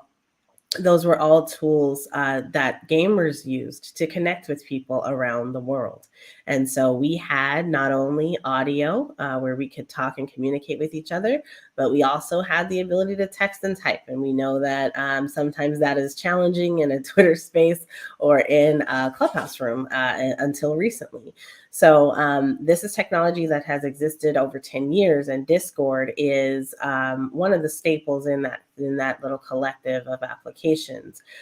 Discord is something that people find very challenging. So today what I want to do is give you an opportunity to join our server. And if you are watching, that typically means that you are someone who has purchased a ticket for the conference. And as a part of that, you gain access to Discord. And I want you to understand how to get in and how to engage with us, because building up this community is going to be key. We are doing this. This is the second annual International Women of Blockchain Conference. This is the first time it's being done over a whole month with over 50 speakers, with over 100 speakers, with women who are around the world of all different flavors and kinds. This Discord can last us as a community and as a space to network. And so it's an ever evolving little space where we can engage with each other. But I want to show you how to actually get in here and get going. So when you're here in Discord, the first thing you're going to see, you may not see all of this over here because this is my test account. I have many different accounts that I'm a part of on this particular account. These are called servers. The way that I like to teach this is to let people know there are 4 panels for using Discord. So the first panel is going to be your servers, and that's in this column. It's column number 1. Column number 2 is going to be your navigation pane or your channel panel. Column number 3 is going to be your content window. So your content window pane. Column number 4 is actually going to be the list of users. And this is actually a dynamic list of users. It changes based on the permissions of every channel that you're viewing. Hold on a second, we'll get there. All right, so when you first log in, the very first thing you must do is, if the server has it activated, you must complete a few more steps. And Discord actually tells you that. So complete them, click here or click down here at the bottom of the page. They make sure that you cannot possibly miss this. And if you do, that's because you're not paying attention. So pay attention to what's on the page. You are joining the Women of Blockchain server. You're going to agree to some specific rules here. Go ahead and click that you agree and then submit. Once you do that, that will allow you to see additional channels. Up here at the top, we're on the channel, we're in the category called welcome, okay? So you'll see our server icon. This is our server banner. This lets you know that you are in the IWB server. That will always be there. So if you see something different, you've clicked on a different server. For example, I can click on Techniverse and there is not a banner there. So our server has a banner. So you're clicking on the community agreement. And then if you are here and you don't know what to do, for some reason you're here, you have no idea what to do, go ahead and click help. And you can type to us in here and let us know what's going on. But if you're up here at the community agreement, you read the agreement, you agree with the rules and regulations of the server or the agreement of the server, then you're going to go down here and read the next thing. And that says the next step is to go to role reactions. Click here to select your role to obtain full access to the server. And then speakers, you're going to be looking here for additional instructions after receiving your initial role. So you're going to click on this and you're going to click on role reactions. Now, alternatively, you could also come over here and navigate directly to role reactions here. But in this area, you're going to see it tells you exactly what to do. Roles for speakers and sponsors will be provided by another process for the security of everybody. Please finish the sentence and select the appropriate emoji below. I am a tulip, an extraordinary woman of blockchain, or I am a supporter of women of blockchain. And so if you are a speaker or you are an extraordinary woman, you are going to be selecting the tulip here, and that is going to get you the role with a tulip. So what are roles? So roles are what's linking to your permissions and your display on Discord. So up at the top, you see the role of the administrators. You see the role of the moderators. There are bots in the server. They are helping us to moderate. We also have our leads. These are committee members who have stepped up and stepped out and showcased that, you know, they are willing to go the extra mile and help out and cultivate and curate our speakers. And then we have our committee members who are online. These roles will fill up with people as the day goes on. Again, we are an international group of women, so this list is ever changing. The next section is the speakers. So we are celebrating all of our women of blockchain. And then we have our press, that is our media. And then we have the folks who are online celebrating, as well as our support squad. Down here, if you see your name down here, you know that you've got some extra steps to do. So right now I'm online as my alt account, and I know that I have some extra steps to do because my name is Gray and I appear in the online category, but I do not appear as an extraordinary woman. And hey, I'm an extraordinary woman, so we're going to make this happen. So when I press this, because I've already been in the server, it will not increment up. For me, I had to press it twice. For you, you only press it once and it will give you the role. And you can verify that everything is okay because your name is going to change and you will see it say, or it will be pink or blue, depending on where you're sitting in which selection you've made. All right. Now, if you are a speaker, the next step for you is to go ahead and click on speaker check-in. So you're a speaker, you need to check in. So you're going to come down here and you're going to select your role as a speaker and obtain the role and title of speaker. So that will move you over to the speaker section. If you have already clicked it, it will not do that. You have to click it twice. I have already clicked it twice. So that is something that we want only our speakers to do. So please, please know that we are checking and verifying speakers as they are added. Expertise roles. These roles are for everybody. So if you are an expert in any of these topics, or you are interested in any of those topics, you can go ahead and select those. So I'm going to select NFT, and I'm going to select Worldwide Wednesdays and Web3, and I'm also going to select Metaverse, because and so for the Metaverse, so there we go. So now for everyone who has entered the server, you also have a welcome card. So you can it's kind of fun to go into different servers and look for your welcome. What does that look like for you? And be able to find yourself amongst the many and see kind of what the welcome card looks like with your face in it, or your little avatar there. So that will always be there when you enter a server that I've created, or in some other servers as well. So let's navigate through this. So at 12:30 Eastern Standard Time, we will be having a community stage. That is going to be held in the gathering place. That is our AMA. That is an Ask Me Anything. All you have to do is click on that. I'm not going to click on that right now because it'll give me feedback. I don't want to do that right now, but that's all you have to do is join us underneath the community stage, and you'll be able to engage with us there. Information. So information holds valuable info about the conference, about updates, about things that you need to know. So there is IWB Announcements. This is going to show you, what's coming up, anything that we have that maybe an announcement will be posted in these channels. We also have our social media. We are constantly and consistently celebrating our women, celebrating the women of blockchain, and that is going out across all of our blockchain channels, or all of our social channels. You're going to be able to see the different areas that people are speaking in, as well as those that have already passed. Next up, our event is actually a production put on by the Black Women's Blockchain Council. You can read all about that here just by clicking on About BWBC. And that is the logo there. Anytime you see that, you'll be able to know that it's a BWBC production. About Discord.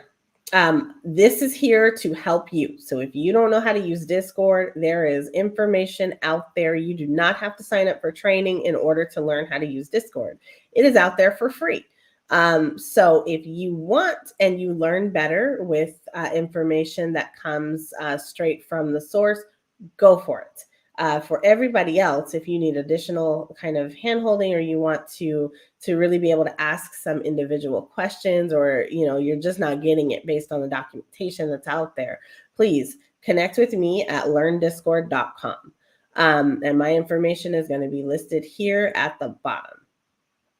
In addition, here in the middle, you see all the different channels that we've kind of outlined for you. They tell you a little bit more about our server, and you can connect with each of those channels just by clicking on it and receiving some more information.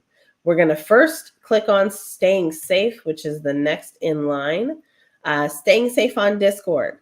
It's important that you stay safe out here in these Discord streets. The back channel of Discord is, I call it a cesspool, but it's valuable sometimes, but please do not think that you are special. Those links are being sent to everybody. So be aware and be diligent. Do not just click on anything that's out there. Make sure that you know some of the folks who are pinging you. And then you'll be able to read all about safety, and we have some additional information for you. There's great news and information for parenting on Discord. So I know a lot of you guys have kids, and your kids are experts at Discord. So just learn what you can from them. And like I said, if you need additional information, please reach out. We also have our schedule here. There are scheduling updates here at various times. There is also the FAQ, which is frequently asked questions. So what are the frequently asked questions, and what kind of information can you glean from here? Maybe you have a specific question. Check here first. If that doesn't work, pop into questions, because you can ask any question that you want here. Our moderators, this team right here of folks, which is Rebecca, Corey, and Tam, Androtex, Colored Me Crypto, and Remix Becky, are always watching and looking for ways to help you out. So if you need that, please do tap in to the question section. Technical support. This once again is information on ways that you can gain technical support. Okay, so that's all the informational stuff, but we are here to celebrate women. So let's do that. We have a whole section here designed to help us celebrate the women in this space, to help us celebrate the speakers in this space. Our committee, first off, our committee is full of amazing women. You can read all about the folks who helped put this event together, from our hostesses to the event organizers to our event leads, and then finally just our committee members who helped execute on various tasks throughout this whole process. Thank you guys, and please do take some time to read about them, connect with them, and promote or help them in whatever endeavors they actually do have coming up. Our speakers, same thing. Nothing's new here. These are all amazing women, and you can, man, if you sit down and actually read the bios of all these faces, just look at all the faces and information that is listed in this area. These women deserve to be highlighted. They are working in this space. They are operating in this space, and they are doing things that they need to be highlighted for. Finally, I will say, or not finally, but our sponsors. Our sponsors are those folks who have helped us promote this event, and they are people that we treasure. And so they are in the sponsor section. So of course we are sponsored by Block. We are sponsored by Definity and Hero and Copper Seed Safe. So please connect with our sponsors. In addition to that, we have IWBEVENT. So NFTs on the blockchain, that's a thing, right? So of course, the Women of Blockchain have an NFT collection. You're going to be able to take part in auctions or to kind of view and help spread the word about some of the artwork that is out here. This one I actually did create myself, so it is out here. This is a minted work of thought by me. And it will be available once again here at the end of today. We also have Lavina, who is our hostess, and she will be providing some outstanding NFTs to the collection. So what I'm saying is there's always stuff that's going on. So please make sure you're staying connected with Discord. In addition to that, we have Community Connect, or right in line with that, I should say. The Community Connect section is where you can speak in general chat to our folks. You can also come in, like everybody can talk here. This is a space where, every day just come in, check in. How are you ladies doing? Give feedback on what the conference is doing, how it's made you feel at the end of the day. Shilling and advertising. That's exactly what it sounds like. We all know what a shill is.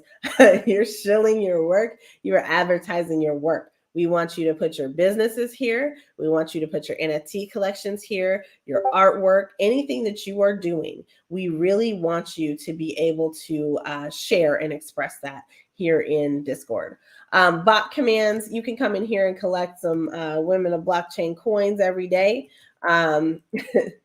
And that's just by typing in daily, and then the bot will automatically reward you. You type in /daily, and you can get your coins. They are not doing anything at the current moment, but who knows when that'll change.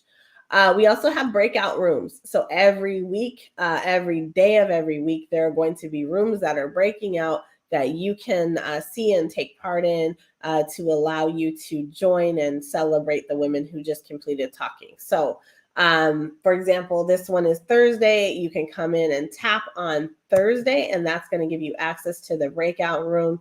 You can come and talk in there. Again, we will be having an AMA at 12:30. Down below, we also have the ability to chat. So if you want to jump into a voice channel and you really want to talk to somebody because typing is just too much work, you can definitely do that. Just click on where it says chat 1 and chat 2 and tell them to come join you. And then down below, we have the speaker lobby. So for our speakers, if you want to connect with them, please do. Again, this is a place to do that. For you speakers in the house, this is the area where you guys need to be paying attention to when you are joining the stage. The green room is where you are going to focus, and I actually can't see that. Oh, yes, I can. So we are going to be calling you to the stage in the green room. You need to be checking in and making sure that you are here and that you are available in the green room when the time comes, and so that you can join us and come backstage and get ready for your presentation. So with that said, if there's any questions about Discord, I am open right now. If you have any questions about the email address for help with Discord, that I don't know, I can give you my email address, and that is actually not an email address, but it is learndiscord.com. And you can go there and set up an appointment with me, and we can connect. If you want to join us on the Discord, that link is posted in your Eventbrite. We do ask that purchasing participants or speakers come and join us in the Discord. So if you have purchased your Eventbrite ticket, it is in that that message that comes back to you that gives you your tickets. So with that said, guys, please use Discord, make connections, network, because network, as Yika said yesterday, network is your net worth. Your network is your net worth. So please go ahead and make that happen. If you have questions about Discord, you can reach out to me. Please go ahead and jump in, and we are going to bring back our hostesses, and they're going to tell us all about our sponsors and the things that we have coming up. And this is Nicole, and my voice is resting. Lavina and Natasha, welcome back, y'all. Hi, thank you so much for that. We just want to do a friendly reminder, keep in touch with us, share your stories, and we want to send a huge shout out to our sponsors, Block, and our sponsor Hero, to whom all of this would not have been possible. So thank you so very much. I think it's been a whopper of a start. Natasha, how's it been for you? I agree. Lots of information, making sure everybody knows the way around the Discord. Very helpful. Nicole, thank you. We're going to be coming back after a brief intermission to finish out the day. See you back here in a few minutes.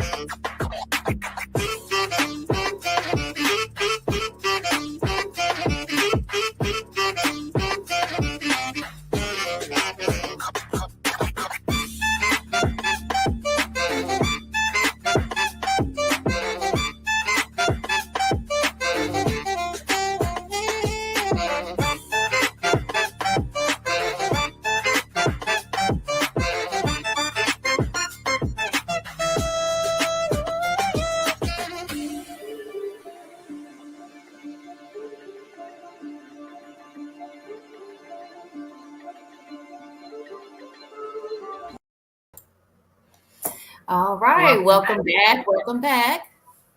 So we're going to be continuing with this Futuristic Friday, and we're going to be bringing Nicole back up to the stage. Hey there. Hey, I am muted. I am not muted anymore. I am so excited, guys. I wanted to let you know that the next person we have, her name is Adrian Smith, and she is the founder of Gridiron Queendom. She's a wide receiver with the Boston Renegades and on a mission to create more opportunities in football and professional sports for women and girls. Adrian has been featured on the Today Show, in Forbes, and in a new iconic campaign for the milk industry's Team Milk. Adrian has been a member of the U.S. Women's National Flag Football Team, winning 3 silver medals in international competitions. The Patriots have said she cannot be stopped, and the Times Union has called her the face of women in football. In addition to her work as a sports star, she has also appeared on popular TV shows such as Orange is the New Black. I am delighted to present to stage Miss Adrian Smith. Hey, Adrian, how are you? Good. Hello, everyone. Hello. Good morning. Happy Friday. Yes. It's Futuristic Fridays, and we are delighted to have you here. We are happy to hear from you, so please take the stage. Thank you so much, Nicole. And I just want to thank the organization, International Women of Blockchain. Thank you so much for this opportunity to speak, to share my own personal journey and my enthusiasm for what the Web3 world is going to mean. As Nicole mentioned, I'll just give a brief background on my history. So I am an elite athlete. I happen to compete in women's professional football, tackle football, and flag football. I also am a serial entrepreneur. I have an MBA in media and entertainment from Columbia Business School, and I've founded, 4 companies thus far. The first being Harlem Hip Hop Tours. We provide edutainment, education and entertainment, edutainment field trips for schools in for students in grades 3 through 12. Then Gridiron Queendom, which I founded in 2013. And that entity was really something special to me that I set up to promote and support women and girls around the world who play American football. And under the umbrella of Gridiron Queendom, I created a football-themed card game called Blitz Champs. I'm wearing my special Blitz Champs shirt just for you ladies here today. We've got the game here as well. And what's important about Blitz Champs is that's what actually has caused my foray into the blockchain world, into the NFT space. And it was about a year or so ago where one of my dear friends, Sasha, actually said to me that the Blitz Champs card game would lend itself well to an NFT collection. And so I did what I am encouraging all of the women that I know. Web3 is completely new. It's uncharted territory. There are no holds barred. There are no rules keeping anyone out.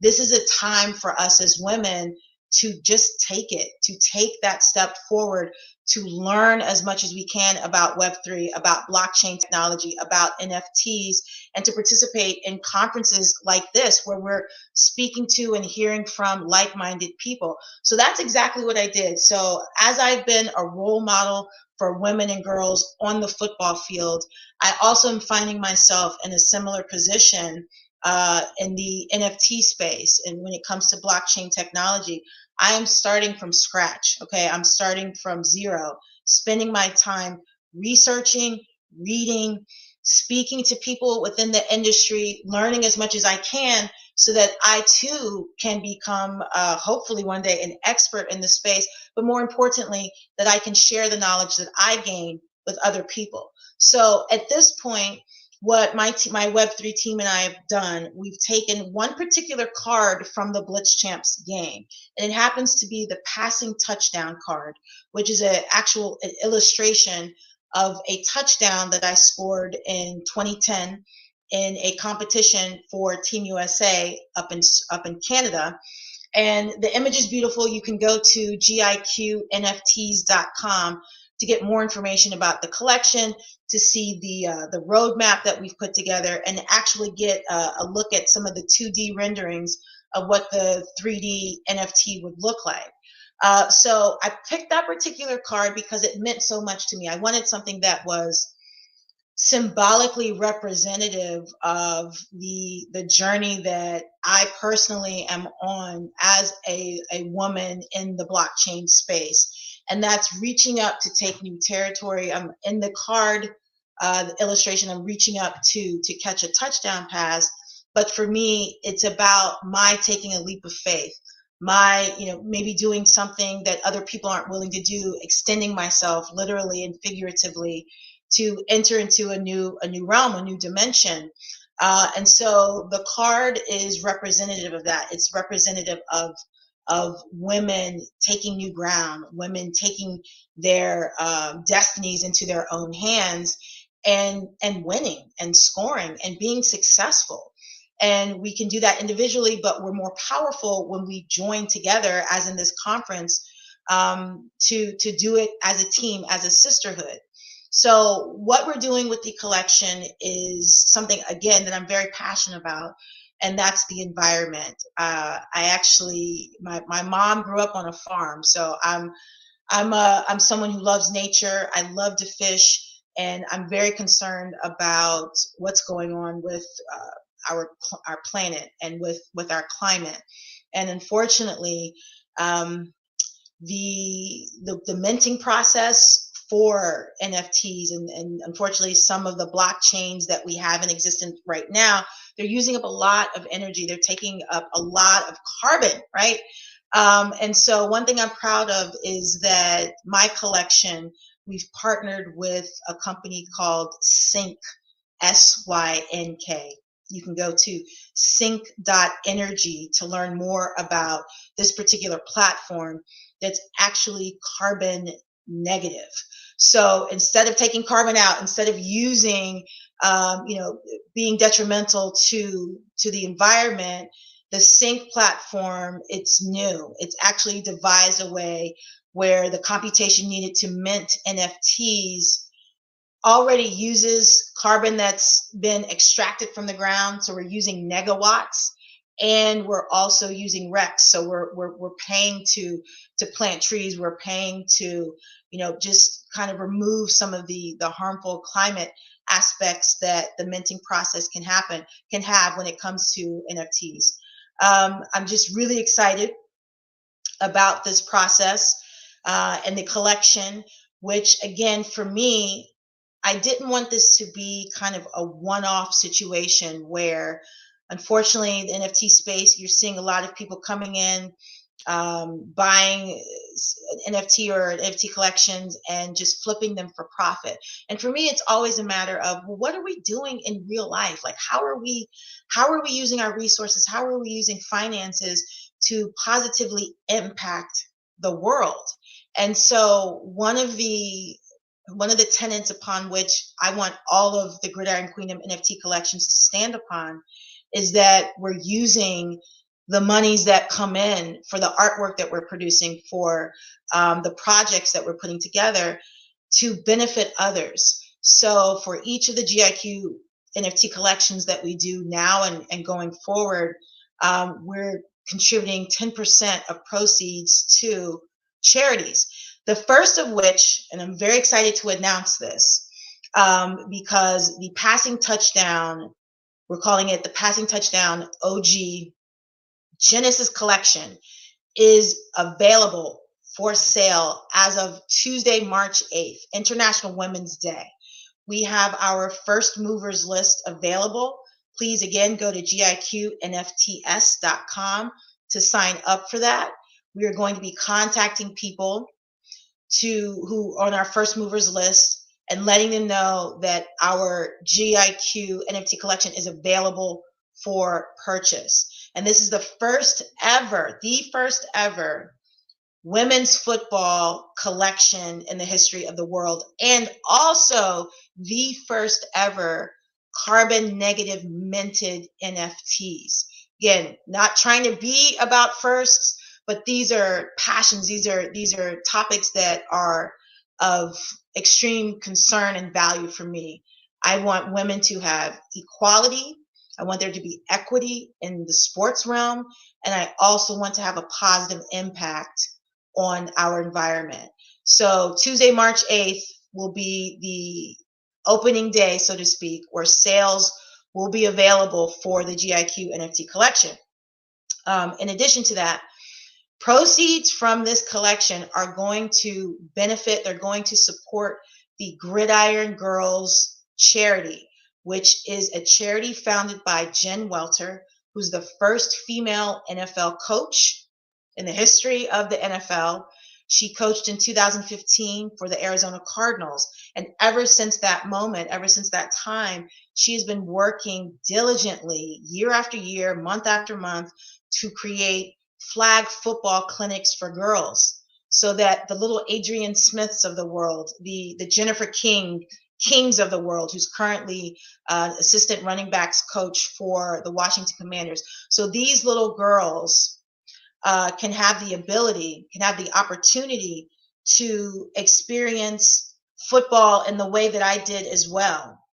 The Gridiron Girls clinics, they happen around the country. And I'm just checking a note right here, just getting a note. Forgive me 1 second. Want to make sure I get this information. The Gridiron Girls clinics happen around the country, and they are free for girls to participate in. Again, that's very important. But as we all know, money does not grow on trees. So one of the things I want to do is use the GIQ, the Gridiron Queendom NFT collections, to provide a funding source for these girls' clinics that my friend and coach Jen Welter are putting on for elementary, middle, and high school girls around the country. So that's one of the things. Another component for what I'm looking to do with blockchain is I really want there to be some IRL like utilities. So in addition to being able to put on clinics for girls, we're also working on creating training for women who want to get into coaching football. We're looking to create workout experiences between some of the pro women athletes and women and girls around the country who want to personally up their game or understand what it's like to be an athlete. At this point in time, we're in a good space for girls and women in football. Just as of last year in 2021, you have entities such as Nike and the NFL have committed to putting millions of dollars into high school girls' flag football programs. You also have the NAIA, which is a national collegiate association that has allowed now flag football to become a collegiate sport. So for me, everything is coming full circle. Some of the girls that I actually coached in Jen Welter's clinics, the Gridiron Girls clinics, they are now receiving college scholarships to play flag football at the collegiate level. And for me, that's a dream come true. It's a way that we're able to use our resources and our skill sets to help future generations. And that's what I see blockchain technology allowing people like me to do, is to extend their companies, extend the brands that they've created in real world spaces to the metaverse, to this other realm that allows for new technologies, that allows for new opportunities to generate income, to generate opportunities that can then be used to support what's going on in our local communities. I'm just excited about that. I'm excited about International Women Blockchain, about this conference, and the fact that we're having like-minded people come together to pursue these interests. I believe I'm seeing there might be some questions coming up. Feel free to pursue that and to move forward with that. Hey, Adrian, wow. I knew you were a powerhouse, but I didn't know how much. This has been fantastic. Thank you so much for sharing this with us. I do have a couple of questions. So you mentioned that this is the first carbon neutral NFT. Why? Why was that important to you?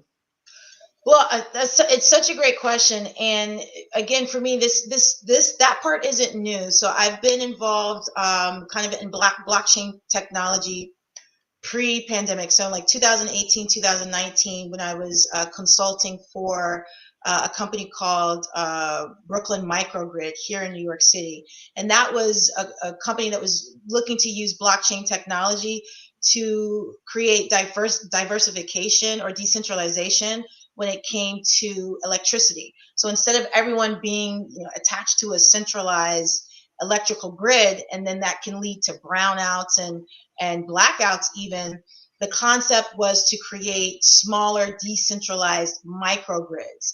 And blockchain technology was a way to keep track of where the watts were being, the energy, the electricity was being generated, how they were being sold in this, sold and purchased on a local decentralized microgrid in Brooklyn.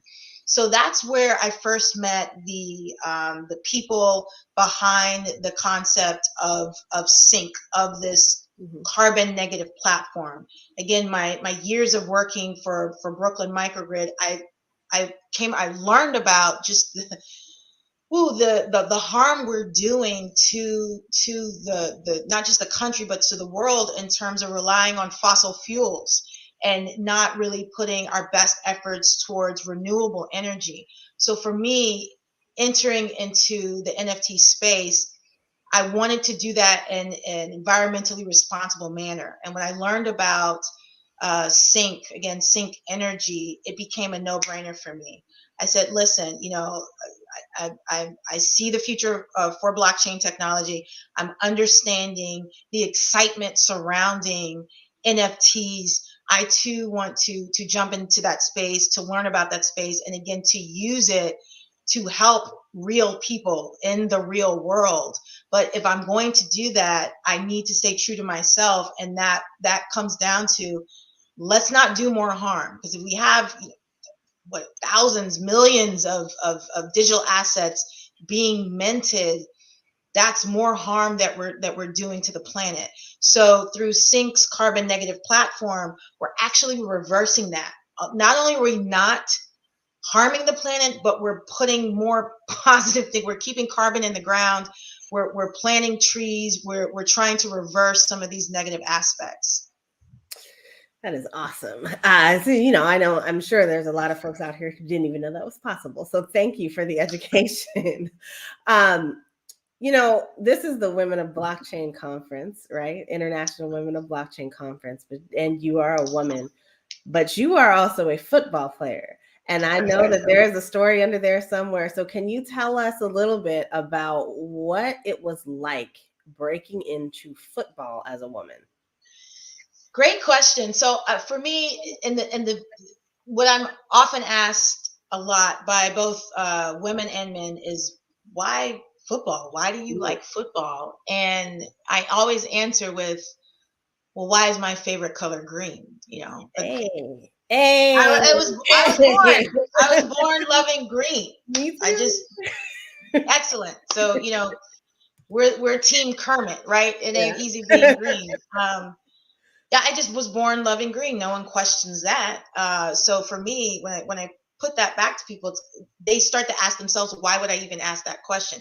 And that's what we're getting into, is these unnecessary assumptions that people have, and why we try to attach gender to inanimate things, to concepts even. And so for me, I always loved football as a little girl. My parents told me that at the age of 3, I saw football on television and I was enthralled. I was obsessed with it. And when I turned 7, my dad, he bought me a football for Christmas. He showed me how to throw a perfect spiral, and my love affair took off from there. And I was so blessed to have parents that did not pigeonhole me. They did not say, well, you're a girl, or sorry, Adrian, you're black, you can't.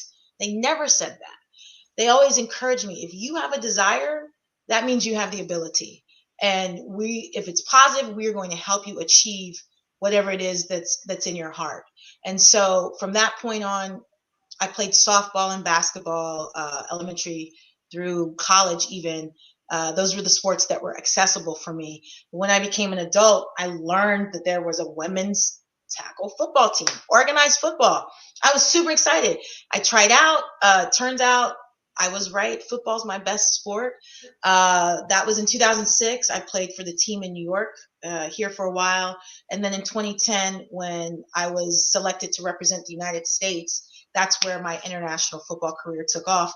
And that's where I really started to, for me, realize that, you know, there are 3 universal languages. We have mathematics, we have music, and then we have sports. For me, we have football. That's my particular dialect. I was meeting women around the world who love this sport as much as I did. And that's what prompted me to found Gridiron Queendom. We need support. We need unification. We need a sisterhood. We need to serve as role models for little girls. Can you believe it, Nicole? Little girls are still getting bullied for wanting to play a game. That's like bullying someone for wanting to play checkers or go fish. They are getting bullied simply because they want to play a game. And all I can say is, not on my watch. Not on my watch. Love it. Yeah, when I was a little girl, we used to play flag football in the middle of the street. I used to play with the boys across the street. And so, you know, it was always a thing. I liked it because I could talk stuff and it was just fine. I wasn't necessarily good at it, but I could talk stuff. And so that's, you know, that's what I like to do. So it was always a good thing.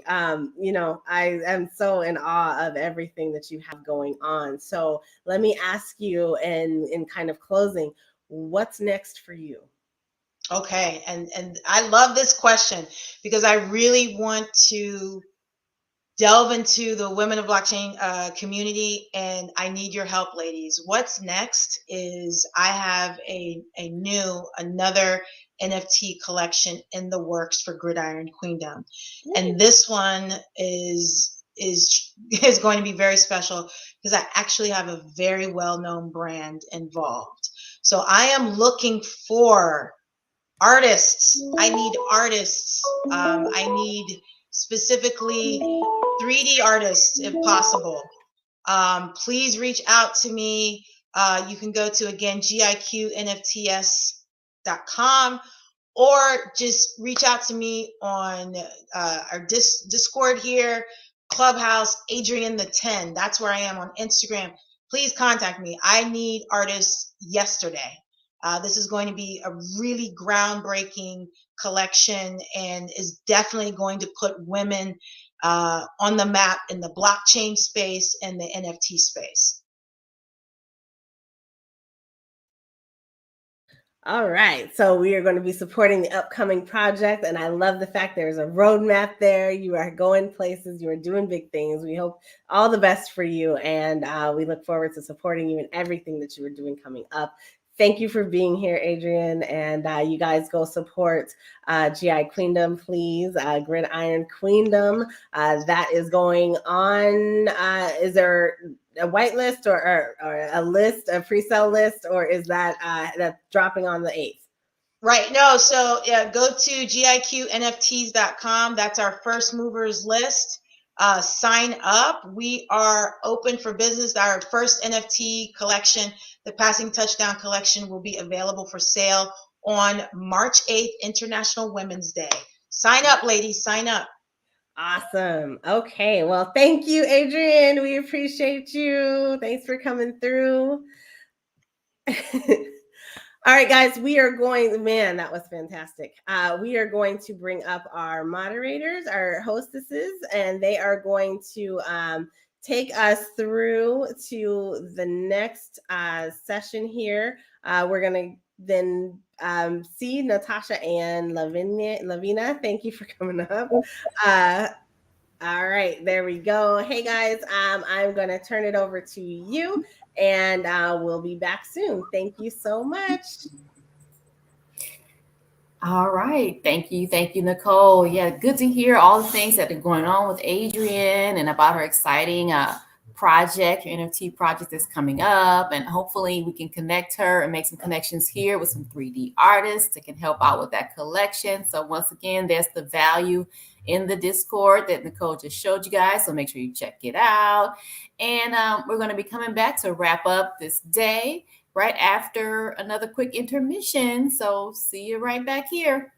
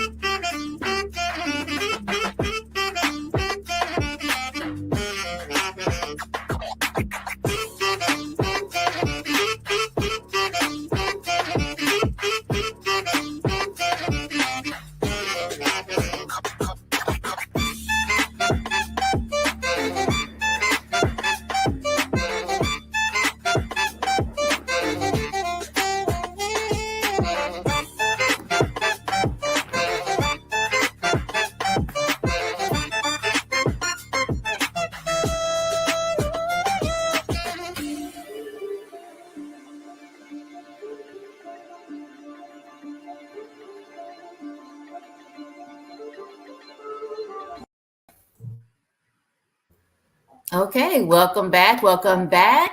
So next up, we're going to bring Nicole back for our last speaker to finish out this Futuristic Friday. Just a quick reminder that we're going to have more Futuristic Fridays every Friday in March, as well as every day we have our themes. So make sure you come back, same place, same time, every day in March. So come on back to the stage, Nicole. We're ready for our next speaker.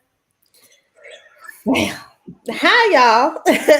It's Futuristic Fridays, and we've had a fantastic day today. The next speaker is going to blow us away as well. I'm excited for her to come up. Miriam Brouard is an assistant professor of marketing at Telfer School of Management at the University of Ottawa. She is a consumer culture theorist and works at the intersection of marketing and anthropology to understand what drives the adoption of disruptive technologies. Her current research interests revolve around distributed Blackness and the opportunities for Black creators in Web3. Outside of her research, she has also worked as a strategic advisor for many NFT projects and launched many diversity actors. Miriam, please join us on stage. We are extremely happy to have you here today. Thank you so much for being here. How are you?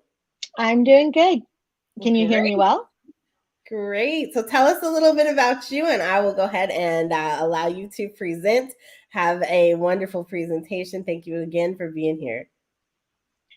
So as you mentioned, Nicole, I'm a professor of marketing at a university in Canada, and I work on technology and diversity. So these are the main areas of interest that I have for research. And while I was doing this, like last year, I started to see chatter around NFTs, right? So I've always been in technology, and artists using NFTs as a medium to get wider audiences and sell their arts and have different types of royalty contracts. So it started to really be interesting to me. And once I sort of fell down the rabbit hole, I started to work with Black creators and Black artists to help them launch their projects or understand how the space is either affording them further opportunities or what the new type of gatekeeping there is in this space. So right now I could talk to you guys about a project that I'm working on. And it's really different, right? So this project is called Crypto Gang Clash. And why the slides here start as a new model, it's because we're looking at a new model of doing business, a new model of branding, a new model of user-generated content. We're really looking at a space that is evolving faster than what we've seen before in marketing. So it's really, really exciting. We talk a lot about the superpower of NFTs when we talk about this project, and it's because it's narratively linked. Our project, Crypto Gang Clash, is based on a comic book called The Adoption, which was about, which is about, so it's an ongoing comic series, is about the adoption of crypto technologies in, everyday life, and what this is going to mean for different actors. But of course, since it's a comic book, there's sort of superheroes and supervillains, and and for us, it's really an interesting way to look at how you can work with different type of participants, right? So your consumers become your creators, they start writing, it's very participative. And here it's like, you can monetize the comic, you can monetize the collectible, you have a lot of options in the way of how you want to use the IP in this particular collection. So definitely it's around non-fungible tokens, and we have different types of asset classes. So I'm not going to, do, like, I'm sure that you guys have discussed it a lot before, but, we're really locating ourselves in the digital and non-fungible asset class. And this is a very interesting space, right? Because it provides you the opportunity to provide very specific licensing to the IP that is in the asset, but also it provides people opportunities to link these assets to their own personalities. And the way that collections are made, everybody will have a different generated, PFP, which they can associate to themselves in ways that you couldn't necessarily if you were associating to a character that was already created and that already had a backstory. So it's a really different type of, reality. So in our collection, I don't know if I can, I can't play this, so because I put it in PDF, but there's a video here.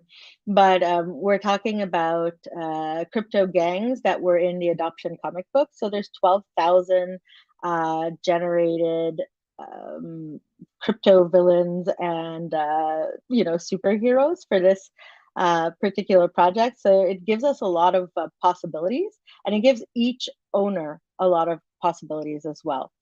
So as I mentioned before, our storyline is participative. So even what's happening for us right now on Twitter or on Discord, it's being used in, panels. Oh, sorry. It's being used in panels that we are sort of not broadcasting, but that we're sharing with the community. So every time that something happens in the community, it changes the way the story goes. So it's truly participative, and it's a new form of user-generated content. We have many different, avenues that we're exploring as well. We're currently, in production for soundtrack. We actually have a partner for merchandise. So it's a Black streetwear brand called Armoire, who was founded by Marcus Troy, who's also, a digital influencer. And so we already have some of this gear. I actually have some in my office. We have the collectibles. So we have the comic books. We have, cards, like collectible cards. We made, collectible, figurines. So we're really going, we're trying to bridge that digital and physical aspect. And, there's also the next frontier. So we work a lot on the iterations of this project for the metaverse. So we have gang headquarters right now in Decentralized. We working with NFT Oasis, where we'll have like a penthouse for, different types of, parties and activities. And we're developing with Sandbox. So we want to have a lot of different ways that touch points that people can interact with our project and build with us, right? So the whole point of Web3 is ownership, to a degree, licensing, and being able to have autonomy to build in the space based on sort of different IPs. So what we do is we provide a canvas, and that canvas is this world that we've created, which is Brooklyn Smart City. And in Brooklyn Smart City, we have, different kind of gangs. And right now, what we're doing mostly is we have scavenger hunts. So if you would to look at our Twitter, right now we have a scavenger hunt that's going on with another community that's called the Ninja Squad. And they're a community that minted in November. And they're very, very strong community, very engaged community. So we're doing ninjas in Brooklyn right now. So it's really, really interesting and fun. And we can have these types of collaborations and tie them narratively back to our project. And so that's a new way for us to, you know, advance the utility of, you know, a PFP project. So everyone here can craft their own stories, and, you know, their avatars can have, you know, their own sort of like a mini saga. So what we're calling right now is, so the Ninja Saga is a 6-panel saga that's going on with the scavenger hunt, but we also have mini sagas that happened with community members in our Discord and things like that. So we're really looking to have a participative approach, and we want to do that both online, offline, in the metaverse, and, you know, all around. So we have a great founding team. So we have a team that's worked with a little bit of everything. So I've, you know, worked with different brands, and I work at a university. We have, you know, our founder has also worked with Soleil. We've, you know, sort of run the gamut. So we're also a very diverse team, because one of the things that's important to us is that when we started looking at this space, we don't see that much diversity, you know, in the projects and the founders and the, you know, there's a lot of different issues. So it's something that we think is really, really important to have more intentional representation in these types of projects. So we've been very intentional with the way that we've created our assets, also very intentional with the way that we've developed our collaborations. So the Ninja Squad, they're also another project that is based, well, they're based a little bit all over the world, but they're mostly Turkish. And we've also had, we're in talks with a collaboration with an Indonesian group. So we're trying to really, you know, promote and sort of, I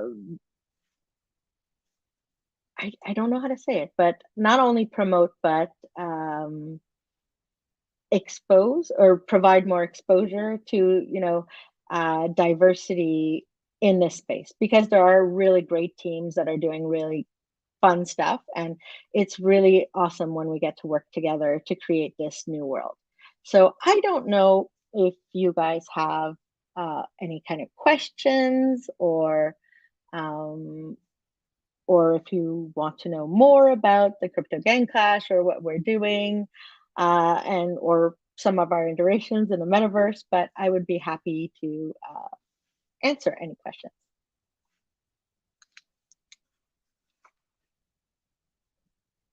I think you're on mute. I'm always on mute these days. Trying to avoid feedback. So I do have a question for you. So you put up the picture of your team, and you are the one female on the team, it looks like. What is that like, working with your guys? Okay, so we actually have 2 women. Like there's no, that's not true. We have 3. So we have one retoucher that's also, you know, a woman, and then we have one artist. So we're 3, but in the core, maybe sort of like in this, you know, core direction group, we're 1, which is me. It's actually been really good, because I think that we're all people, like all of us come from the NPO space. We all come from, you know, the creative space, and they're very sensitive to the fact that there's an underrepresentation of women. And so when I say stuff like, well, these assets should be like this, or, women wouldn't do this, or like, these kind of things that I'm really listened to. But it's also funny to see that you do need women in these groups, because if you don't have women, then nobody is able to call out, well, this is maybe a little bit, too much, or this could be misconstrued, or, these characters, they may like a little bit of,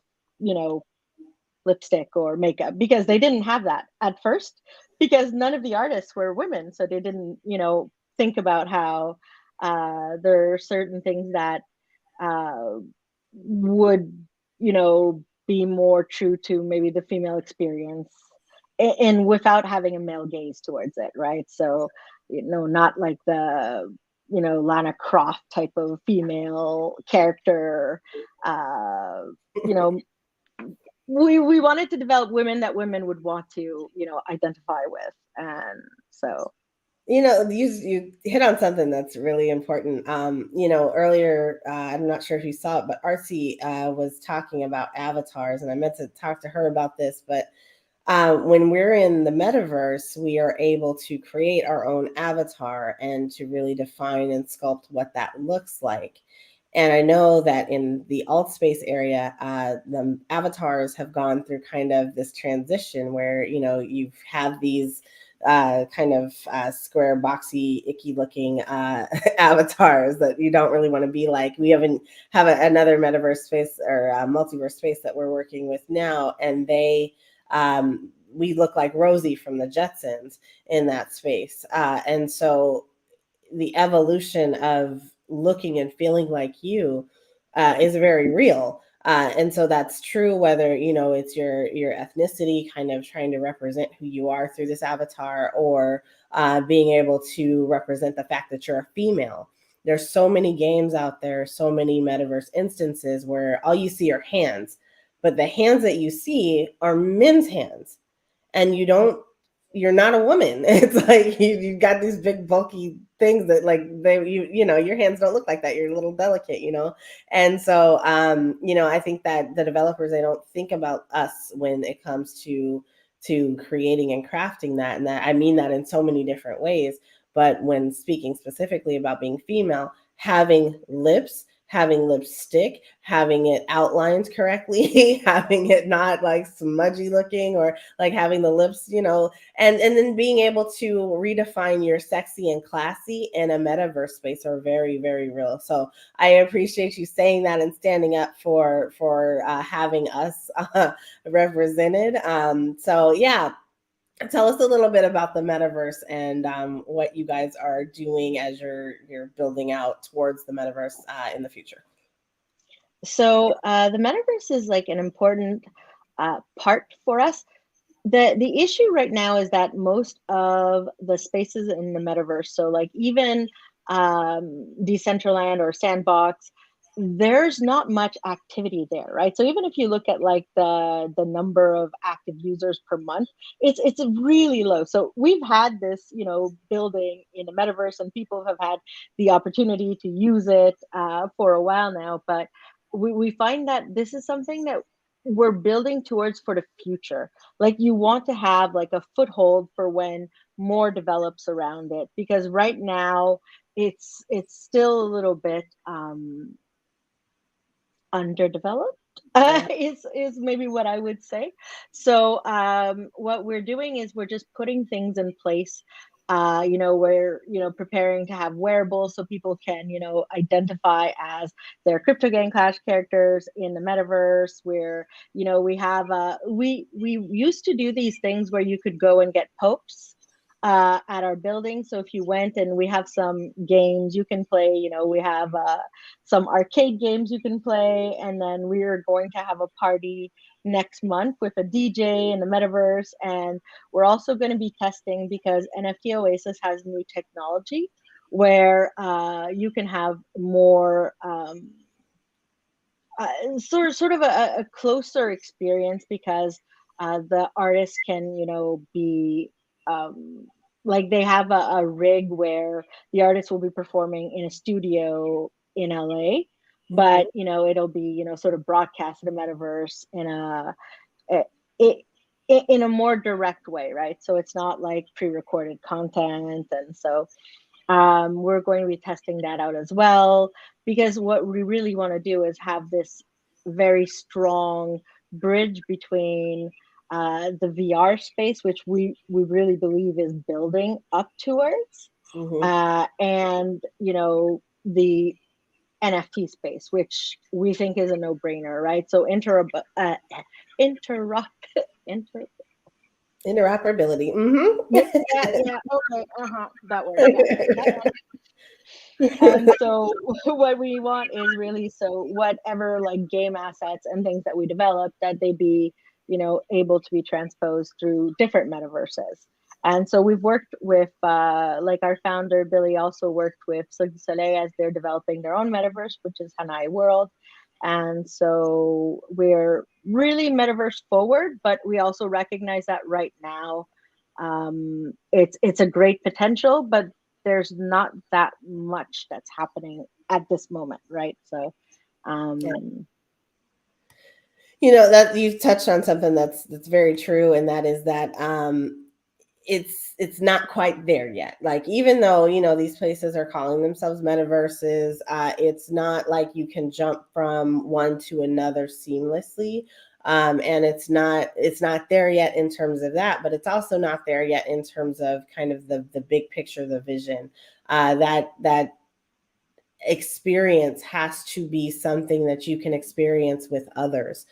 There has to be that interactive piece, and that's not there for a large part of it.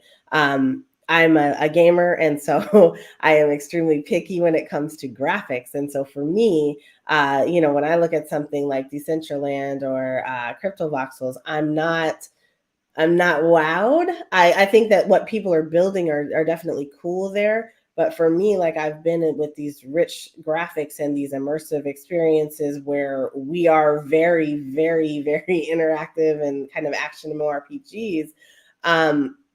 We've been ahead of where we are, so we've had thousands of people in a space and been able to handle that graphically speaking, on a gaming computer or whatever. And now we have to catch up to that with VR headsets. And so I'm looking forward to the day where I can have a full-on MMORPG with great graphics that's not kind of like in this poly space.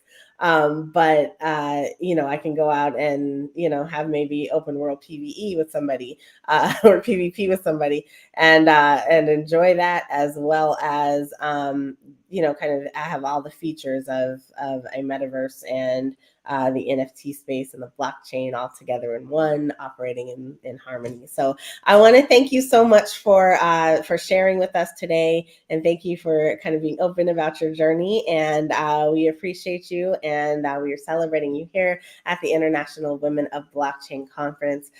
Stay tuned, because we are going to have a very quick intermission, and then we'll be rejoined by our hostesses and Yinka to close us out for the day. So thank you guys. This is Nicole, and my voice is resting.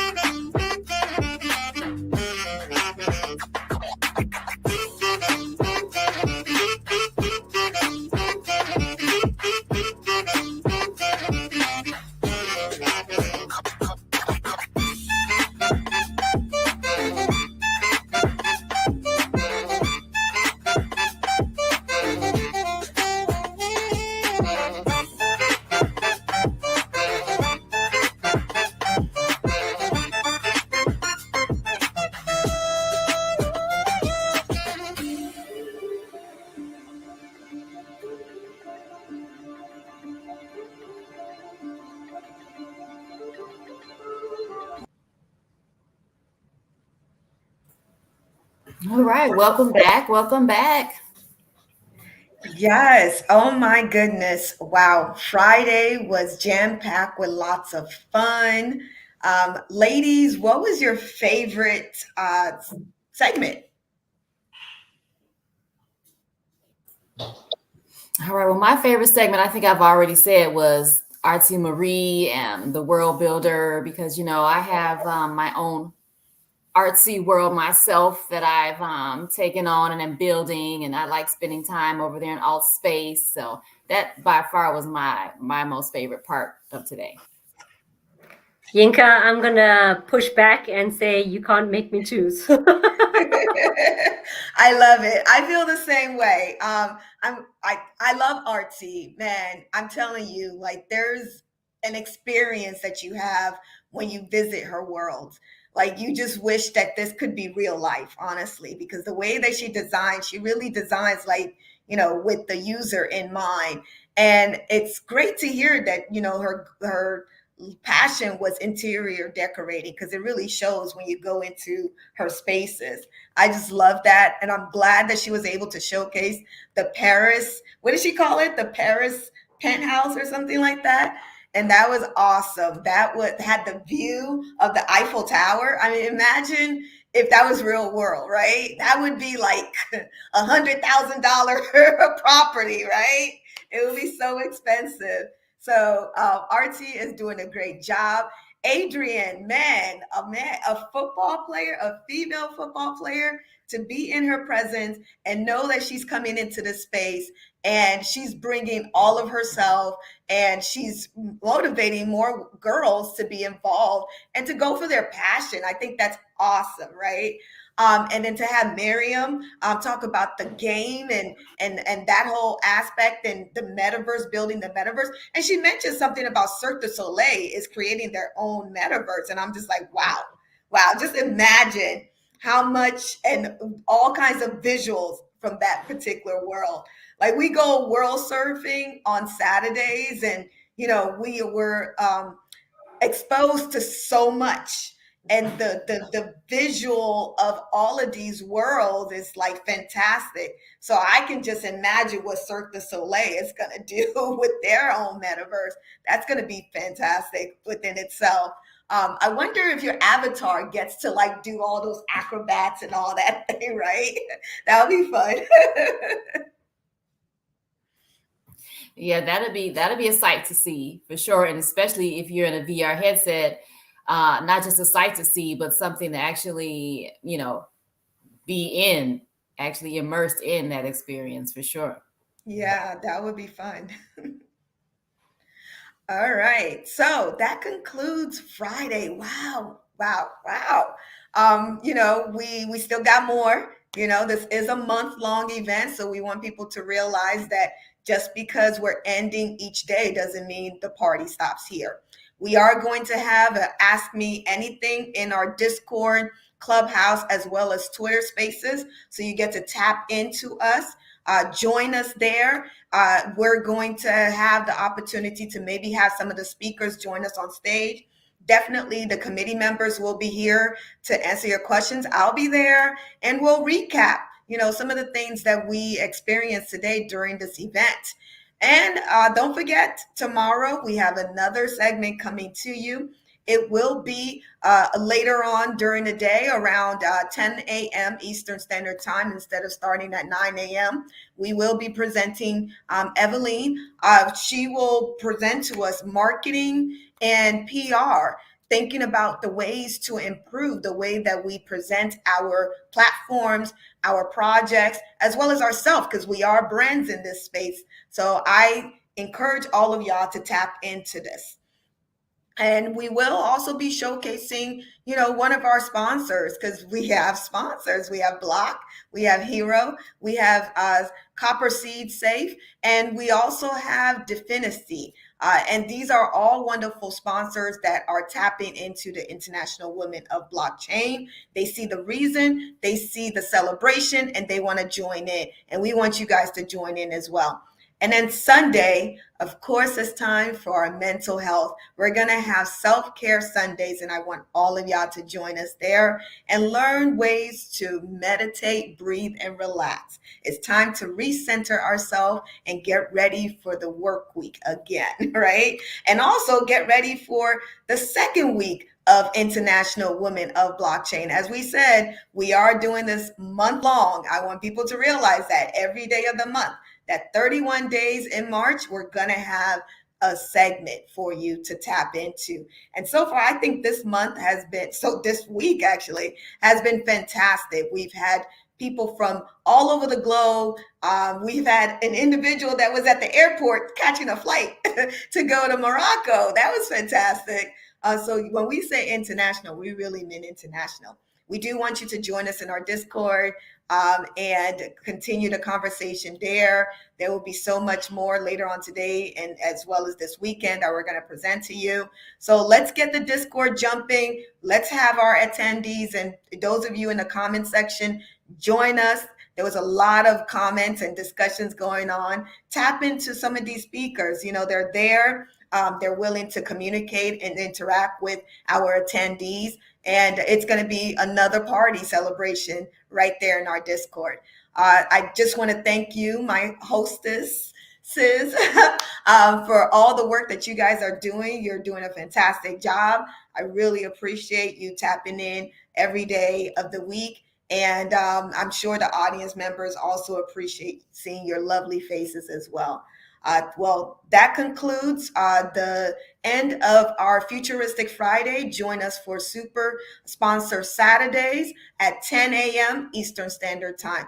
Thank you very much, everyone. Really appreciate it. Have a good rest of your day. Bye, everyone.